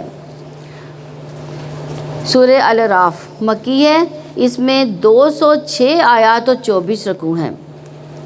اللہ تعالیٰ کے نام سے جو وسیع رحمت والا، نہایت رحم والا ہے۔ الف لام میم صاد، ایک کتاب ہے جو آپ کی طرف اتاری گئی ہے، چنانچہ آپ کے دل میں اس سے کوئی تنگی نہ ہو تاکہ آپ اس کے ذریعے سے خبردار کریں، مومنوں کے لیے نصیحت ہے۔ یعنی کتاب جو اتارنے کی غرض ہے وہ کیا ہے کہ آپ اس کے ذریعے لوگوں کو خبردار کریں، اور یہ مومنوں کے لیے یاد دہانی کا کام بھی دے کہ جو ایمان نہیں رکھتے ان کو خبردار کرنا، آگاہ کرنا کہ اللہ تعالیٰ کیا چاہتا ہے۔ جہاں یہ دیکھا جائے گا کہ جو مومن ہے وہ قرآن کو بار بار کیوں سنے، کیوں پڑھے، وہ اس لیے تاکہ یاد دہانی ہو کہ ہمیں کیا کیا حکم دیے جا رہے ہیں۔ کیونکہ انسان نسیان سے ہے نا بھول جاتا ہے انسان، جب دوبارہ پڑھتا ہے تو اس کو اللہ کا حکم یاد آ جاتا ہے۔ اس کی پیروی کرو جو تمہارے رب کی طرف سے تمہاری طرف نازل کیا گیا، اس کے سوا دوستوں کی پیروی نہ کرو۔ تم بہت کم نصیحت قبول کرتے ہو، اور کتنی ہی بستیاں جنہیں ہم نے ہلاک کر دیا تو ان پر ہمارا عذاب رات کو آیا یا جب وہ دوپہر کو رام کرنے والے تھے۔ تو اللہ سے ہمیں ہمیشہ عافیت کی جو ہے دعائیں مانگنی چاہیے۔ پتہ نہیں سوتے جاگتے کب ہم پر کون سی آفت آ جائے۔ تو کون سی دعائیں ہیں اس کی آفت کی؟ بہت سی دعائیں ہیں، جس میں سے اللہم احفظنی من بین یدی ومن خلفی وعن یمینی وعن شمالی ومن فوقی واعوذ بعظمتک ان اغتال من تحتی۔ خصوصاً غفلت کے وقت جب لوگ سو رہے ہوتے ہیں، رات کو آنکھ کھلے، اس وقت بھی اللہ سبحانہ تعالیٰ سے دعا کرنی چاہیے کہ ہمارا خاتمہ، ہمارا انجام جو ہے ایمان پر ہی ہو۔ پھر جب ہمارا عذاب ان پر آیا تو ان کی پکار اس کے سوا کچھ نہ تھی کہ انہوں نے کہا کہ ہم واقعی ظالم تھے۔ پھر یقیناً ہم ان لوگوں سے ضرور پوچھیں گے جن کی طرف رسول بھیجے گے، اور یقیناً ہم رسولوں سے بھی ضرور پوچھیں گے۔ یعنی قیامت کے دن ہر انسان سے سوال کیا جائے گا۔ نبی صلی اللہ علیہ وسلم نے فرمایا تم میں سے ہر شخص نگران ہے، اور اس سے اس کی رعیت کے متعلق سوال کیا جائے گا، یعنی گھر کا مرد بھی، شوہر بھی، بیوی بھی، حتیٰ کہ غلام بھی۔ پھر ہم ان کے سامنے پورے علم کے ساتھ ضرور بیان کریں گے، اور ہم کہیں غائب نہ تھے۔ اور اس دن وزن برحق ہے، پھر جس کے پلڑے بھاری ہوں گے تو وہی لوگ کامیاب ہونے والے ہیں۔ یعنی اس سے پتہ چلتا ہے کہ میزان برحق ہے، اس لیے قیامت کے دن اعمال تولے جائیں گے، اور بعض روایات میں آتا ہے کہ انسان تولے جائیں گے، اور بعض میں کہ اعمال نامے تولے جائیں گے، اور بعض میں اعمال ناموں کو شکل اختیار دے دی جائے گی، یعنی ان کو جسم عطا کر دیا جائے گا۔ میزان اتنا بڑا جس میں زمین و آسمان رکھے جا سکیں۔ اس لیے رسول اللہ صلی اللہ علیہ وسلم نے فرمایا قیامت کے دن بڑے بڑے ترازو رکھے جائیں گے، پس اگر اس میں آسمان اور زمین کا وزن کرنا چاہیں تو میزان کی وسعت اس سے زیادہ ہوگی۔ فرشتے پوچھیں گے یہ ترازو کس کے لیے وزن کرے گا؟ تو اللہ فرمائے گا میں اپنی خلقت میں جس کے لیے چاہوں گا۔ تو فرشتے کہیں گے اے اللہ تو پاک ہے، ہم تیری عبادت ویسی نہ کر سکے جیسی کرنے کا حق ہے۔ یعنی اگر آپ پہاڑوں جتنی نیکیاں بھی لے کر آئیں تو ان کو بھی تولا جا سکے گا اس میں، مگر نہ جانے ہماری نیکیوں کا وزن کیا ہوگا۔ اور جس کے پلڑے ہلکے ہوں گے تو وہی ہوں گے جنہوں نے خود کو نقصان میں ڈالا تھا، اس وجہ سے کہ وہ ہماری آیات کے ساتھ ظلم کیا کرتے تھے۔ اور بلا شبہ یقیناً ہم نے تمہیں زمین میں جگہ دی اور تمہارے لیے اس میں سامان زندگی بنا دیا، تم بہت کم شکر ادا کرتے ہو۔ یعنی اللہ تعالیٰ نے انسان کو نعمتیں دی، انسان نعمتوں کو استعمال کرتا جاتا ہے۔ افسوس یہ کہ جتنی نعمتیں زیادہ ہو جاتی ہیں اتنی ہی انسان کی غفلت بڑھ جاتی ہے۔ اور بلا شبہ یقیناً ہم ہی نے تمہیں پیدا کیا، پھر ہم نے تمہاری صورت بنائی، پھر ہم نے فرشتوں سے کہا کہ آدم کو سجدہ کرو تو سوائے ابلیس کے ان سب نے سجدہ کیا، وہ سجدہ کرنے والوں میں سے نہ تھا۔ تکبر کرنے والے اپنے آپ کو بڑا سمجھتے ہیں، بلکہ بڑا وہ ہوتا ہے جو اللہ تعالیٰ کی نگاہ میں بڑا ہو۔ ابلیس کو قیامت تک زندگی ہی زندگی ملی ہے۔ اللہ تعالیٰ نے پوچھا تجھے کس چیز نے روکا کہ تو سجدہ نہ کرے؟ کس سے پوچھا اللہ تعالیٰ نے؟ ابلیس سے پوچھا کہ جبکہ میں نے تجھے حکم دیا تھا، یعنی تم نے حکم دینے والے کو نہیں دیکھا۔ اس نے کہا میں اس سے بہتر ہوں، آپ نے مجھے آگ سے پیدا کیا، اسے مٹی سے پیدا کیا۔ یعنی اس نے آدم کو دیکھا، اس کو حقیر جانا، لیکن حکم دینے والے کو نہیں دیکھا۔ اللہ تعالیٰ نے فرمایا اتر جاؤ، اس سے کہ تمہارے لیے یہ نہیں ہوگا کہ تم اس میں تکبر کرو، سو نکل جاؤ، یقیناً تو واقعی ذلیل ہونے والوں میں سے ہے۔ ابلیس نے کہا مجھے اس دن تک مہلت دیں جب وہ اٹھائے جائیں گے۔ اللہ تعالیٰ نے فرمایا یقیناً تم مہلت دیے جانے والوں میں سے ہے۔ یعنی اس آیت سے پتہ چلتا ہے کہ ابلیس کی دعا اللہ تعالیٰ نے قبول کی۔ اگر دیکھا جائے تو اس کی دعا قبول ہو گئی۔ تو جتنے بھی ہم گناہ گار ہیں کبھی بھی یہ نہیں سوچنا چاہیے کہ ہماری اللہ تعالیٰ نہیں سنے گا، ہماری بھی اللہ تعالیٰ سنے گا۔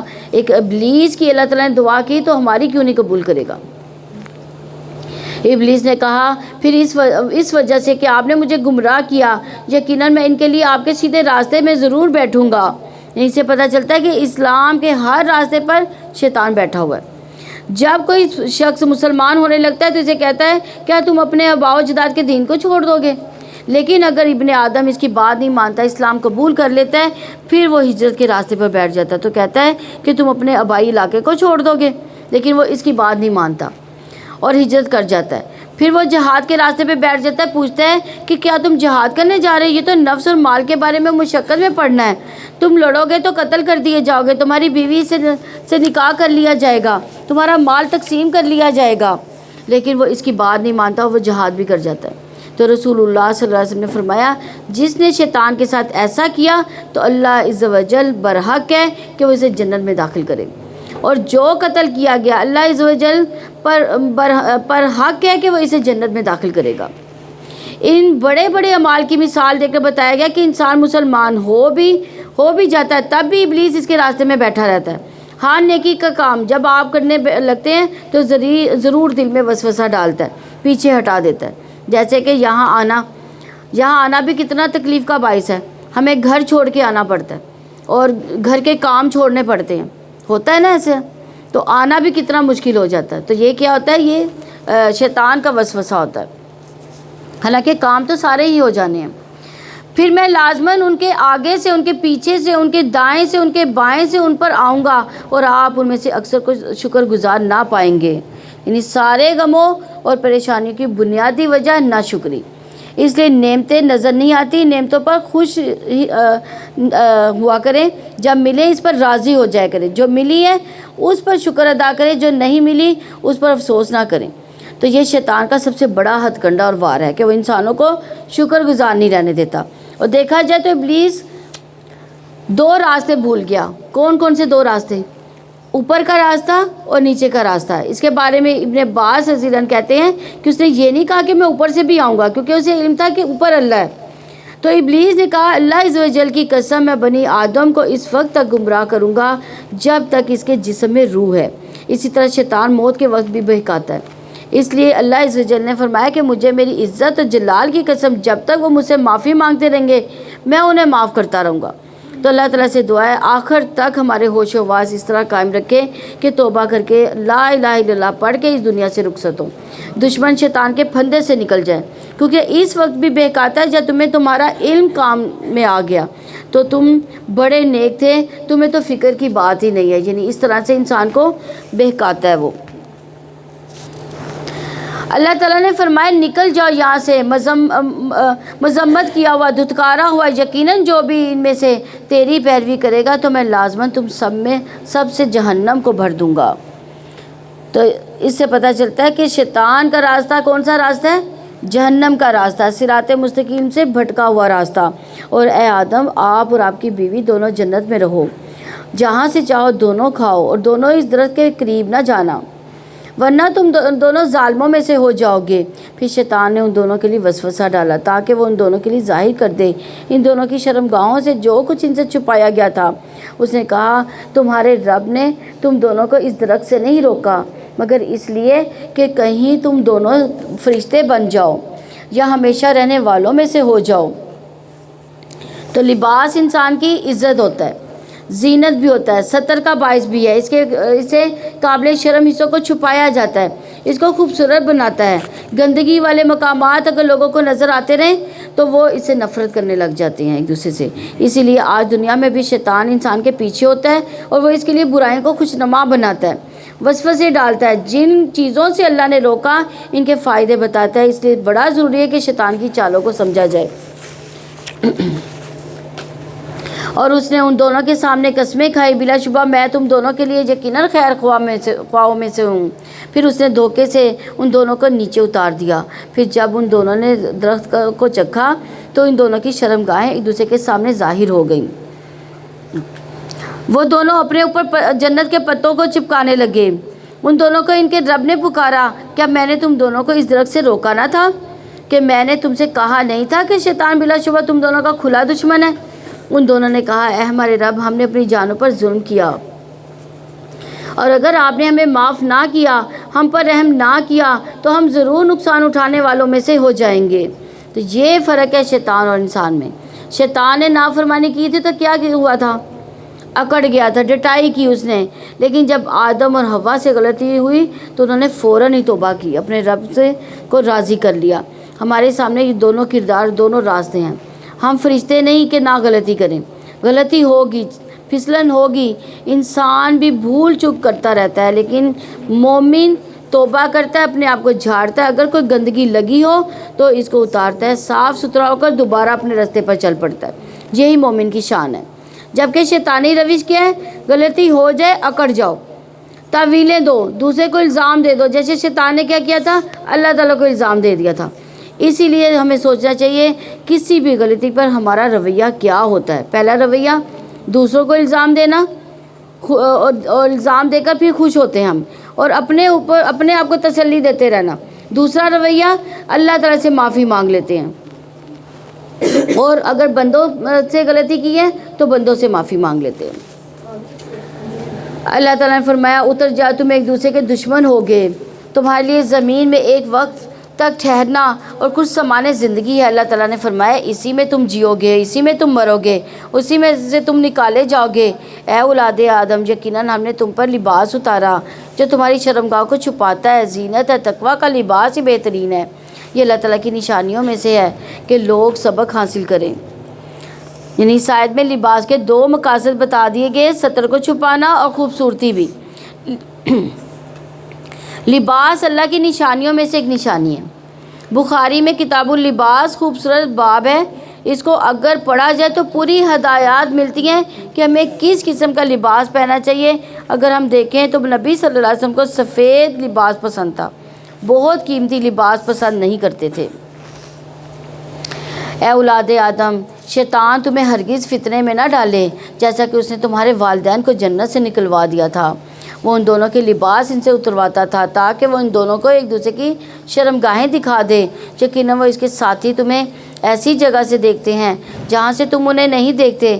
یقیناً ہم نے شیطانوں کو ان لوگوں کے لیے دوست بنا دیا جو ایمان نہیں لاتے.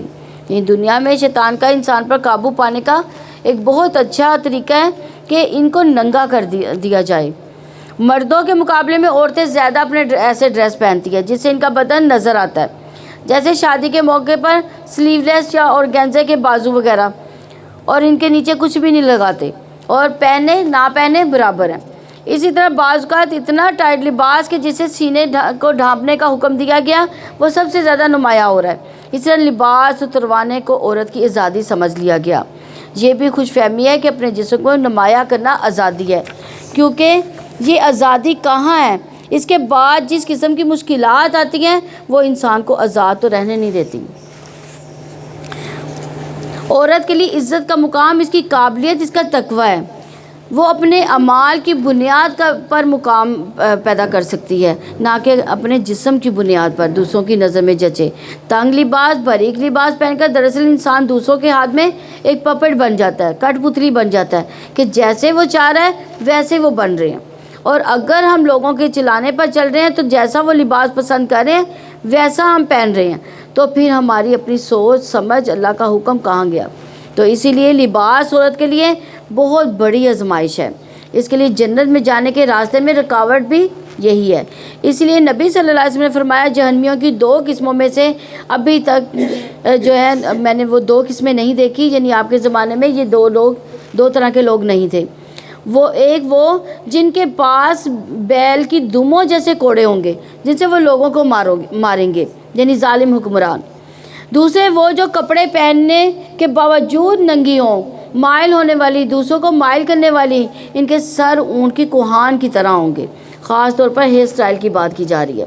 ایسی عورتیں جنت میں داخل نہیں ہوں گی اور نہ ہی اس کی خوشبو پائیں گی، حالانکہ اس کی خوشبو لمبے فاصلے سے آتی ہے.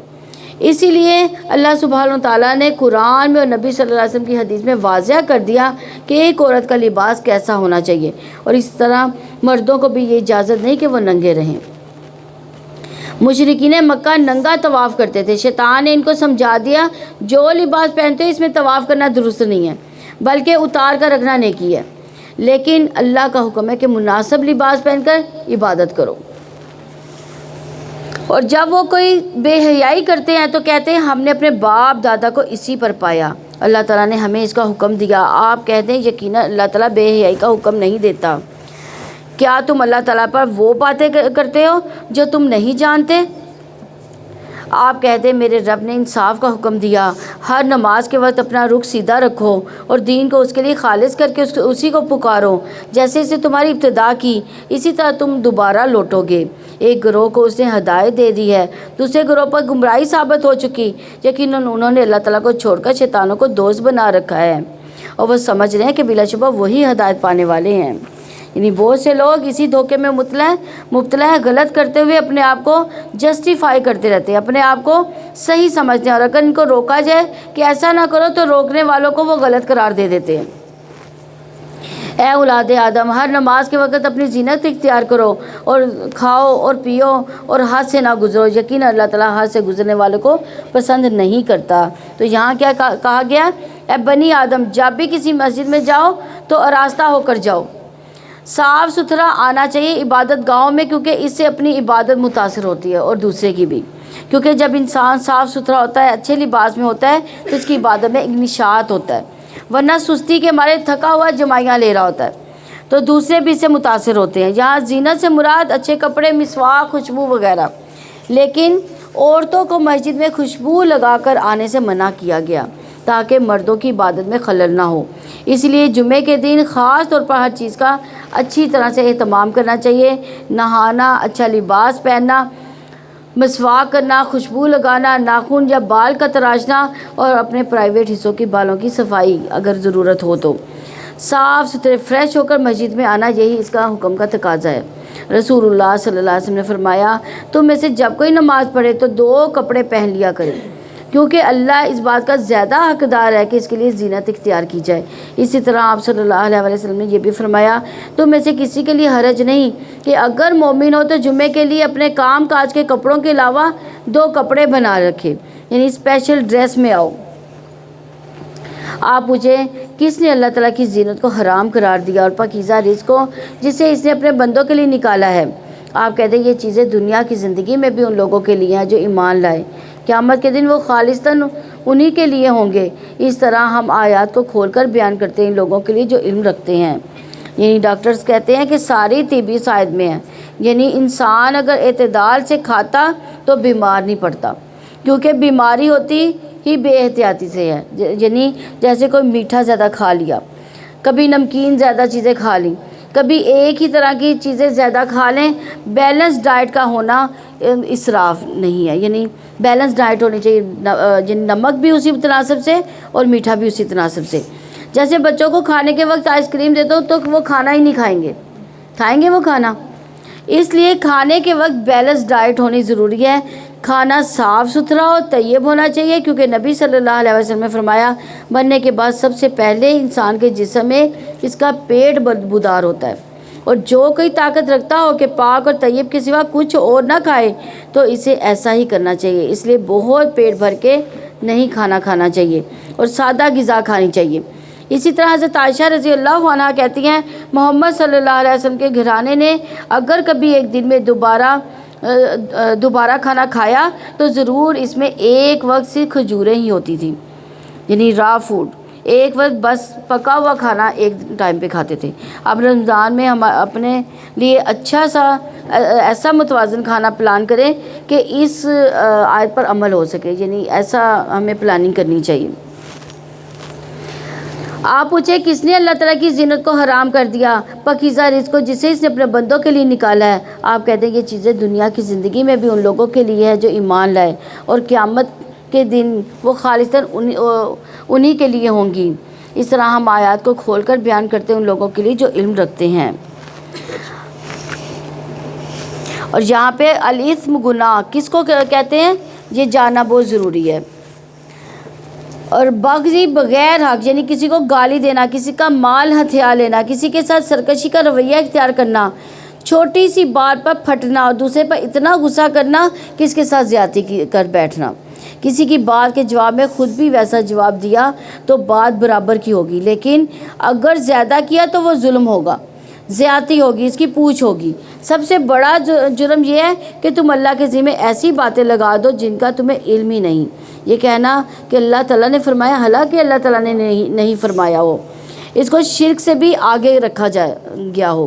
فواہش کی کس میں کیا ہے کہ کچھ کا تعلق ذہن سے ہے، یعنی فحش سوچ کے ساتھ بھی ہوتا ہے، کچھ حرکتوں سے جیسے زنا، کچھ فحش یعنی ایکشن میں ہوتا ہے آنکھ کا زنا دیکھنا گندی چیزوں، چاہے وہ اسکرین پر گندی چیزیں ہوں یا ویسے ہوں، زبان کا زنا بولنا ہے یعنی فحش گفتگو، گالی گلوچ وغیرہ، یہ سارا زبان کا زنا ہے۔ دل کا زنا خواہش، آرزو، برے کام، برے فعل یعنی زنا وغیرہ کی۔ پھر شرمگاہ ان سب کو سچا کرتی ہے یا اس کو جھٹلا دیتی ہے۔ اسی طرح تکبر، خود پسندی، ریا، نفاق، یہ بھی فحش چیزوں میں سے ہے۔ پھر اسی طرح باتوں میں بیہودہ گوئی، فضول باتیں کرنا۔ مومن فحش گو نہیں ہوتا، تانا دینے والا نہیں ہوتا، لعنتیں کرنے والا نہیں ہوتا، گالی گلوچ کرنے والا نہیں ہوتا۔ عبداللہ بن مسعود رضی اللہ عنہ کہتے ہیں کہ مومن کے اخلاق میں سے سب سے زیادہ قابل مذمت، قابل ملامت بیہودہ گوئی ہے۔ فحش گفتگو، ایسی گفتگو سے بھی توبہ کرنی چاہیے۔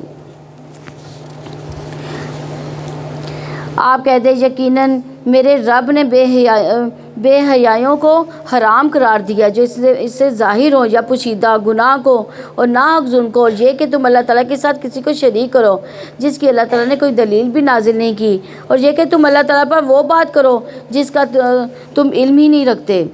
اور ہر قوم کے لیے ایک وقت ہے، پھر جب اس کا وقت آ جاتا ہے وہ نہ ایک گھڑی پیچھے ہٹ سکتے ہیں نہ آگے بڑھ سکتے ہیں۔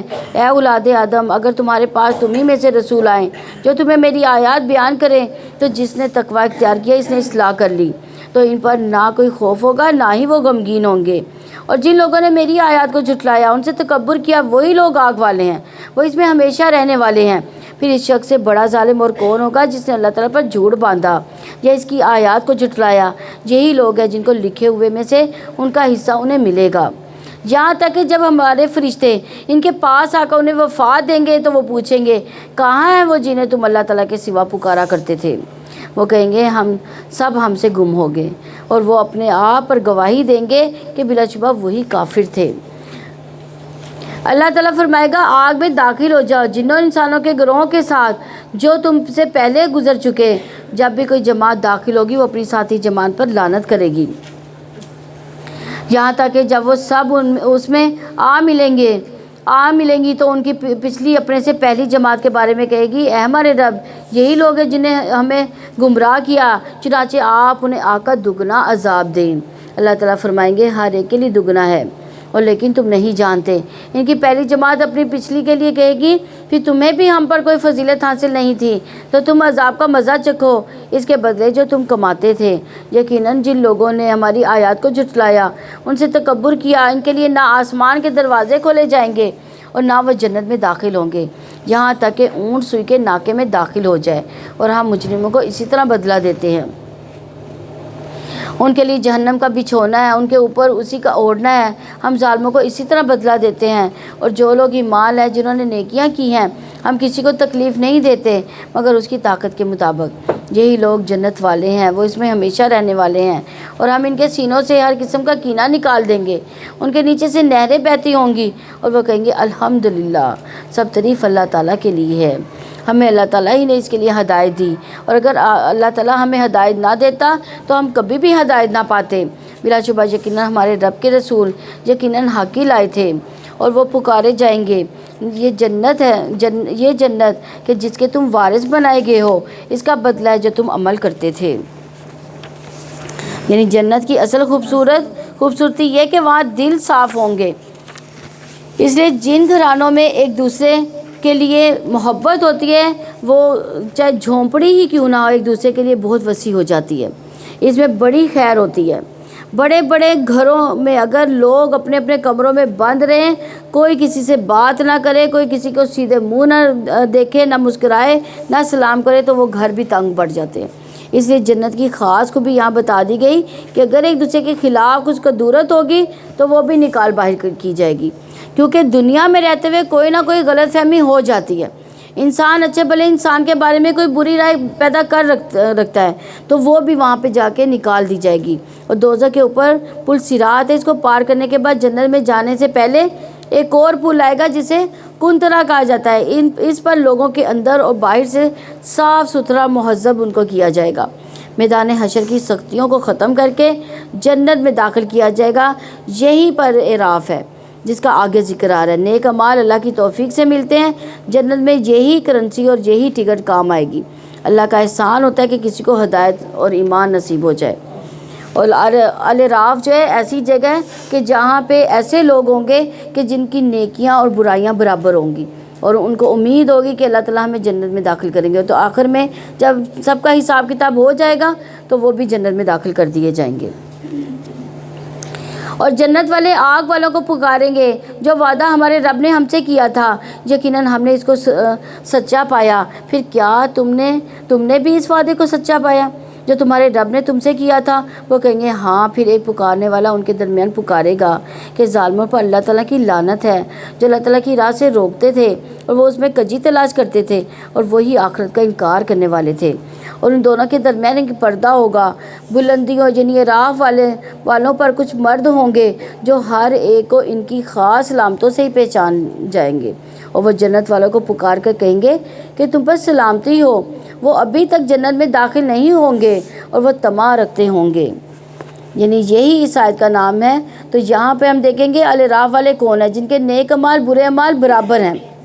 حدیث میں آتا ہے کہ اگر کسی کا جوں کے انڈے کے برابر بھی عمل زیادہ ہوا تو اسے بھی جنت میں داخل کر دیا جائے گا۔ اور اسی طرح وہاں چھوٹی چھوٹی نیکیوں کی بھی بڑی قدر آئے گی، جس کو ہم ایسے ہی گنوا دیتے ہیں۔ اس لیے ہمیں چاہیے کہ چھوٹے چھوٹے کام بھی کرتے چلے جائیں، خالی وقت نہ گزاریں۔ اس میں سبحان اللہ، الحمدللہ، اللہ اکبر اور کام کرتے ہوئے بھی، بیٹھے بھی، سفر میں بھی، اور جہاں بیٹھے بھی آپ اپنے منہ میں یہ الفاظ کہہ سکتے ہیں۔ تو اس دوران ذکر میں کیا مشکل ہو سکتا ہے کہ ایک دفعہ کا سبحان اللہ کہنا آپ کو جنت میں لے جانے کا باعث بن جائے۔ کسی کو کھجور کا آدھا ٹکڑا دینا جو ہے وہ بھی جہنم سے آزاد کروا سکتا ہے۔ چھوٹی نیکی چھوٹی برائی دونوں ہی تولی جائیں گی، اور جب ان کی نگاہیں آگ والوں کی جانب پھیر دی جائیں گی، وہ کہیں گے اے ہمارے رب، ہمیں ان ظالم لوگوں کے ساتھ نہ کرنا۔ بلندیوں والے کچھ مردوں کو پکاریں گے جنہیں وہ ان کی نشانیوں سے پہچانتے ہوں گے۔ وہ کہیں گے تمہارا اگر وہ تمہارے کام نہ آیا اور نہ وہ جو تم بڑے بنتے تھے، کیا یہ وہی لوگ ہیں جن کے بارے میں تم نے قسمیں کھائی تھیں کہ انہیں اللہ تعالیٰ کوئی رحمت نہ پہنچائے گا؟ جنت میں داخل ہو جاؤ، نہ تم پر کوئی خوف ہے، نہ ہی تم غمگین ہوگے۔ اور دوزخ والے جنت والوں کو پکاریں گے کہ ہم پر کچھ پانی بہا دو، یا اس میں سے جو اللہ تعالیٰ نے تمہیں رزق دیا۔ وہ جواب دیں گے یقیناً اللہ تعالیٰ نے یہ دونوں چیزیں کافروں پر حرام کر دی۔ یعنی جب گناہوں کی کثرت ہو جاتی ہے تو پانی پلانے کو لازم کر لیں، کیونکہ اس آیت میں اس بات کی دلیل ہے کہ پانی پلانا سب سے افضل اعمال میں سے ہے۔ ابن عباس رضی اللہ عنہ سے پوچھا گیا کون سے اعمال افضل ہیں؟ انہوں نے کہا پانی پلانا۔ کہ آپ نے جہنمیوں کو نہیں دیکھا کہ جب وہ اہل جنت سے فریاد کریں گے اور کہیں گے ان افیضوا علینا من الماء، کہ ہم پر پانی ڈال دو، تو بعض تابعین کہتے ہیں جس کے گناہ زیادہ ہوں گے وہ پانی پلانا لازم کر دے۔ اللہ نے کتے کو پانی پلانے والے کے گناہ کو معاف کر دیا تھا، تو اس آدمی کا کیا مقام ہوگا جو ایک مومن کو پانی پلائے اور اسے زندگی بخشے۔ اپنے گھر والوں کے لیے گلاس میں پانی ڈالنا بھی اچھا عمل ہے، اس پر نہ پریشان ہو کہ ہمیشہ ہم ہی پلائیں، اپنے گناہوں کی بخشش کے لیے پلاتے رہیں۔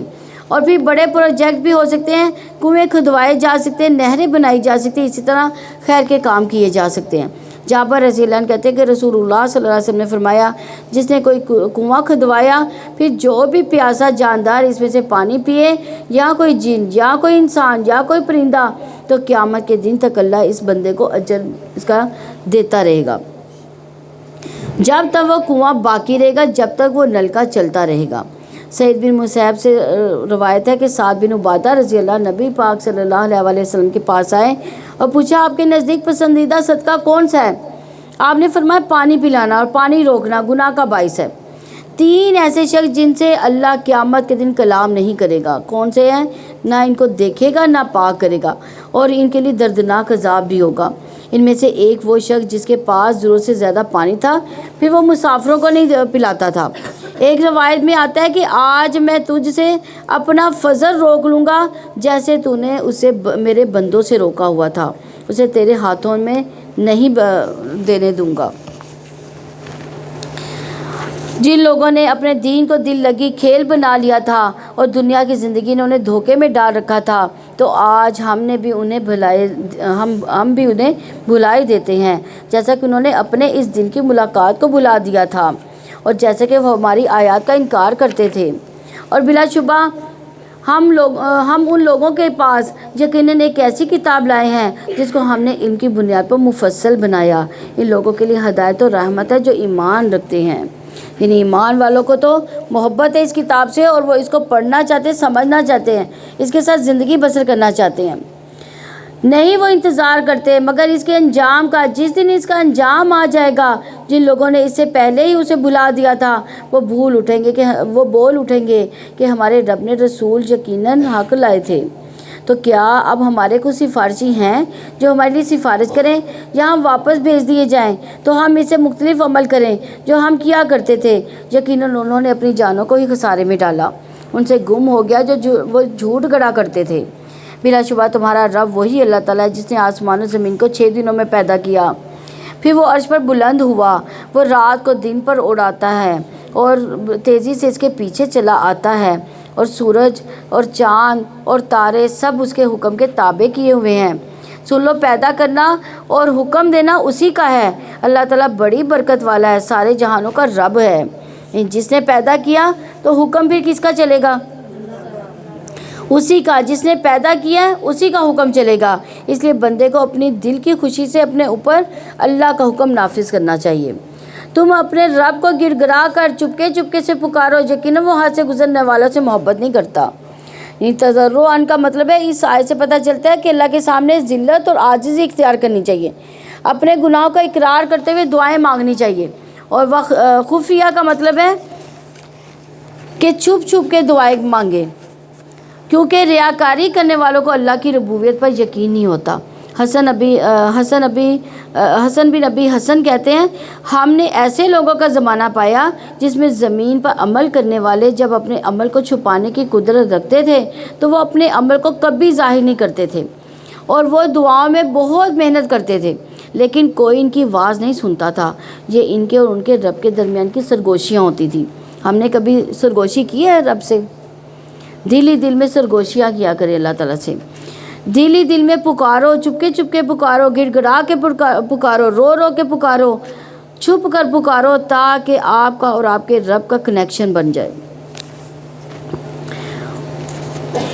اور زمین میں اس کی اصلاح کے بعد فساد نہ کرو، اور خوف کے ساتھ طمع کے ساتھ اسی کو پکارو۔ یقیناً اللہ تعالیٰ کی رحمت نیکی کرنے والوں کے قریب ہے، کیونکہ ایمان، تقوی، احسان کی وجہ سے رحمتیں اور برکتیں ملتی ہیں، اور وہی جو ہواؤں کو اپنی رحمت سے آگے آگے خوشخبری بنا کر بھیجتا ہے، حتیٰ کہ جب وہ بھاری بادل اٹھا لیتی ہیں ہم اسے کسی مردہ زمین کی طرف ہانک دیتے ہیں، پھر ہم اس سے پانی اتارتے ہیں، پھر اسے ہر قسم کے کچھ پھل نکالتے ہیں، اسی طرح ہم مردوں کو نکالیں گے تاکہ تم نصیحت قبول کرو۔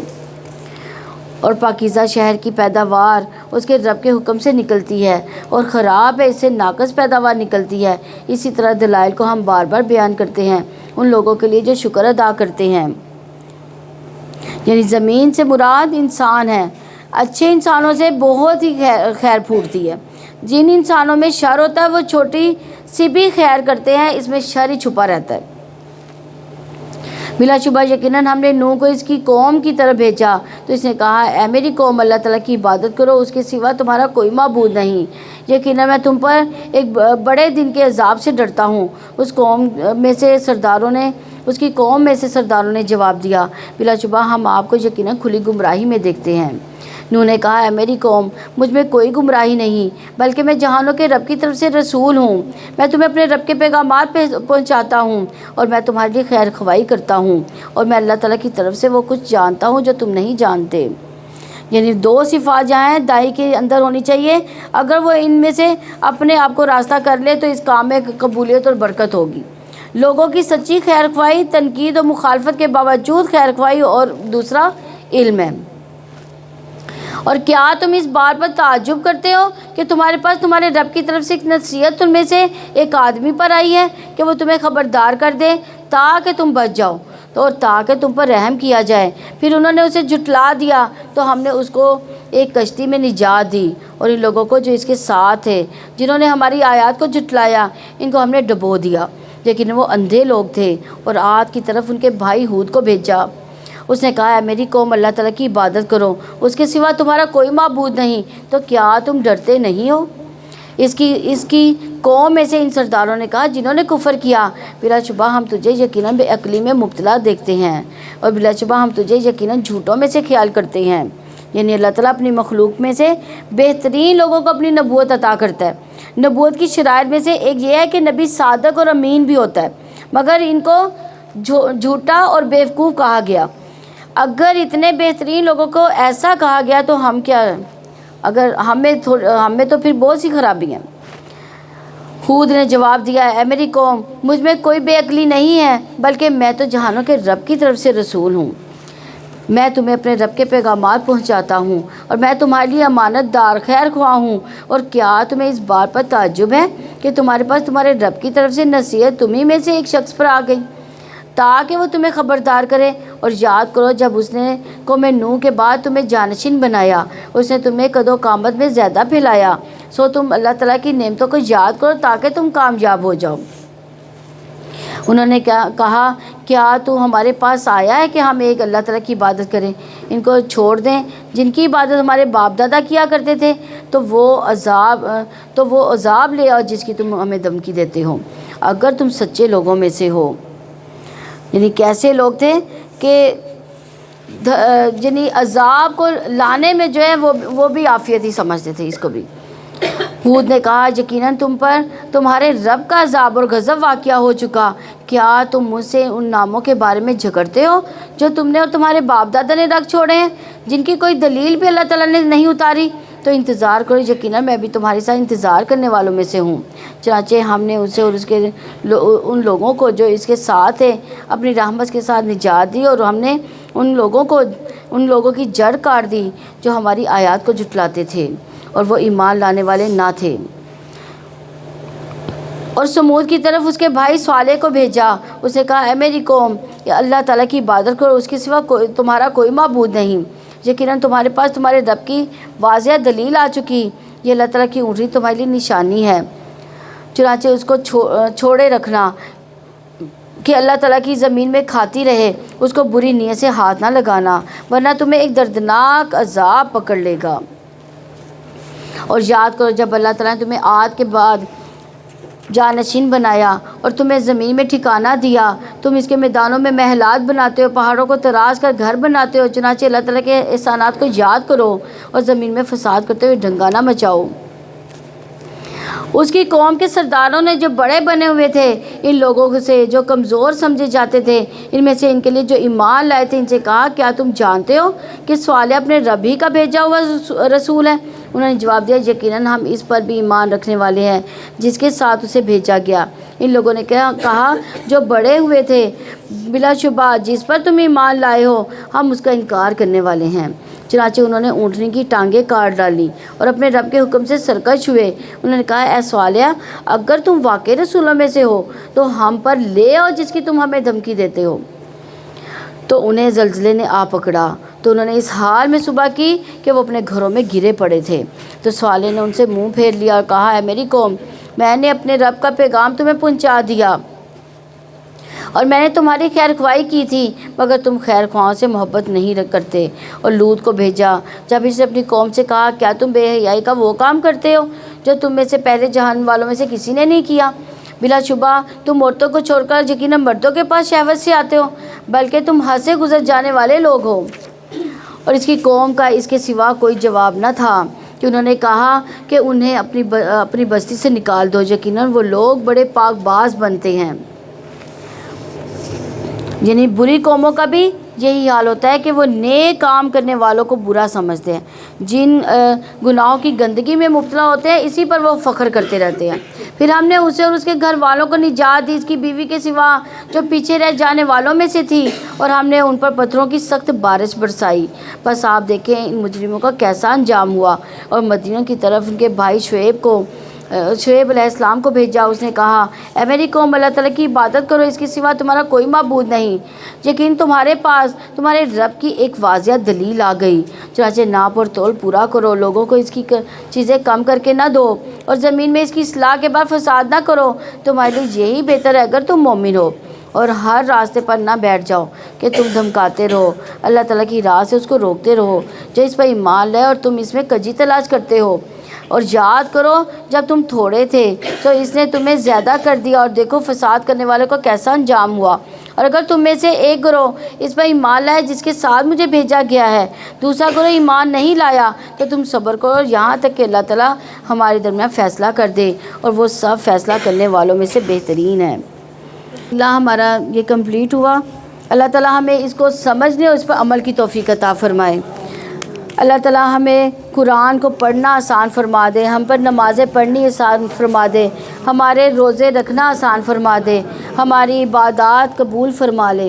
اللہ تعالیٰ ہم پر آسانیاں فرما دے، نمازیں پڑھنا، قرآن پڑھنا، اللہ اپنی باتیں ہم پر آسان فرما دے۔ یا ارحم الراحمین ہم تجھ سے التجا کرتی ہیں، یا ارحم الراحمین ہم پر آسانیاں فرما دینا، اللہ ہمیں اپنے گھروں کا سکون عطا فرمانا، اللہ ہمارے بچوں میں ہماری آنکھوں کی ٹھنڈک عطا فرمانا، اللہ جن کے بچے نہیں اللہ ان کو اولاد نرینہ سے عطا فرمانا، یا ارحم الراحمین ہمارے بچوں کے اچھے نصیب عطا فرمانا، اللہ ان کی اچھی ملازمتیں ان کو دینا، یا ارحم الراحمین ہمیں دنیا کی بھی بھلائیاں عطا فرمانا، آخرت کی بھی بھلائیاں عطا فرمانا، اللہ دنیا کی بھی خوشیاں عطا فرمانا، اللہ آخرت میں جب بہت گھبراہٹیں ہوگی، اللہ کوئی سایہ نہ ہوگا، اللہ اپنے عرش کا سایہ نصیب فرمانا، اللہ اس گھبراہٹوں میں اللہ تو ہمیں اپنی پناہ میں لے لینا، یا ارحم الراحمین ہمیں صالحین میں سے اٹھانا، انبیاء میں سے اٹھانا، اللہ ایسے کام کرنے کی توفیق عطا فرما دینا، تو ہم سے راضی ہو جا، اللہ تو ہم سے راضی ہو جا، اللہ ہم تجھ سے راضی، اللہ تو ہم سے راضی ہو جانا۔ یا ارحم الراحمین ہمارے گناہ بہت زیادہ، اللہ ہم ان سے گناہوں سے بچ نہیں سکتے، اللہ تو ہمارے گناہ کو معاف فرما دینا۔ یا ارحم الراحمین ہمارے گناہ ہم پر بہت بھاری ہیں، بوجھل ہیں، اللہ ہمیں نیکیوں سے روکتے ہیں، یا ارحم الراحمین ہمارے وہ سارے گناہ ہم سے اٹھوا لے، ہمیں معاف فرما دے، ہماری توبہ قبول فرما لے، اللہ شیطان کے شر سے محفوظ فرمانا، اللہ شیطان ہمیں بھٹکا دیتا ہے ہمارے راستے سے، اللہ تو اپنی پناہ میں لے لے ہمیں، اللہ شیطان کے شر سے محفوظ فرمانا، آخری وقت میں بھی اللہ جب ہماری آخری سانسیں ہوگی اللہ اس وقت بھی شیطان ہمیں بھٹکائے گا، اللہ اس وقت بھی اپنی پناہ میں رکھنا، یا ارحم الراحمین شیطان کے شر سے محفوظ فرمانا، یا ارحم الراحمین ہم تجھ سے التجا کرتے ہیں ہمارے خالی دامن دیکھ لو، اللہ ہمارے دامنوں کو بھر دینا، اللہ نیکیوں سے بھر دے، یا ارحم الراحمین نیکیاں قبول فرما لے، اللہ ہم روزے رکھتے ہیں، اللہ تیری خاطر روزے رکھ رہے ہیں، اللہ تیری خاطر نیکیاں کر رہے ہیں، اللہ تو ہم سے قبول فرما لے، ربنا تقبل منا انک انت السمیع العلیم، یا ارحم الراحمین ہمیں ہماری قبروں کو بھی اللہ جنت کی ایک باغ بنا دینا، یا ارحم الراحمین جنت کے باغوں میں ہی ہمیں ہماری قبریں بنانا، یا ارحم الراحمین جنت ہم پر واجب فرما دینا، اللہ دوزخ کا عذاب ہم برداشت نہیں کر سکتے، اللہ دنیا کی آگ برداشت نہیں ہوتی، یا ارحم الراحمین وہ آگ کیسے برداشت کریں گے، یا ارحم الراحمین ہم پر جنت کو واجب فرما دے، اللہ فلسطین کے مسلمانوں کی مدد فرما دے، اللہ کشمیر کے مسلمانوں کی مدد فرما دے، اللہ یہ سب جس کے ذریعے سے یہ سب ہوتا ہے، اللہ السان کے جو بھی لوگ اس میں کاربند ہے اللہ ان سب کے لیے اپنی رحمت سے فرما دینا، اللہ وہ اس نیک کام میں تیرے مددگار ہیں، تیرے بندوں کے مددگار ہیں، اللہ ان کی بھی مدد فرمانا، یا ارحم الراحمین ان کی بھی مدد فرمانا۔ سبحانک اللہم و بحمدک نشہد ان لا الہ الا انت نستغفرک و اتوب الیک۔ السلام علیکم ورحمۃ اللہ وبرکاتہ۔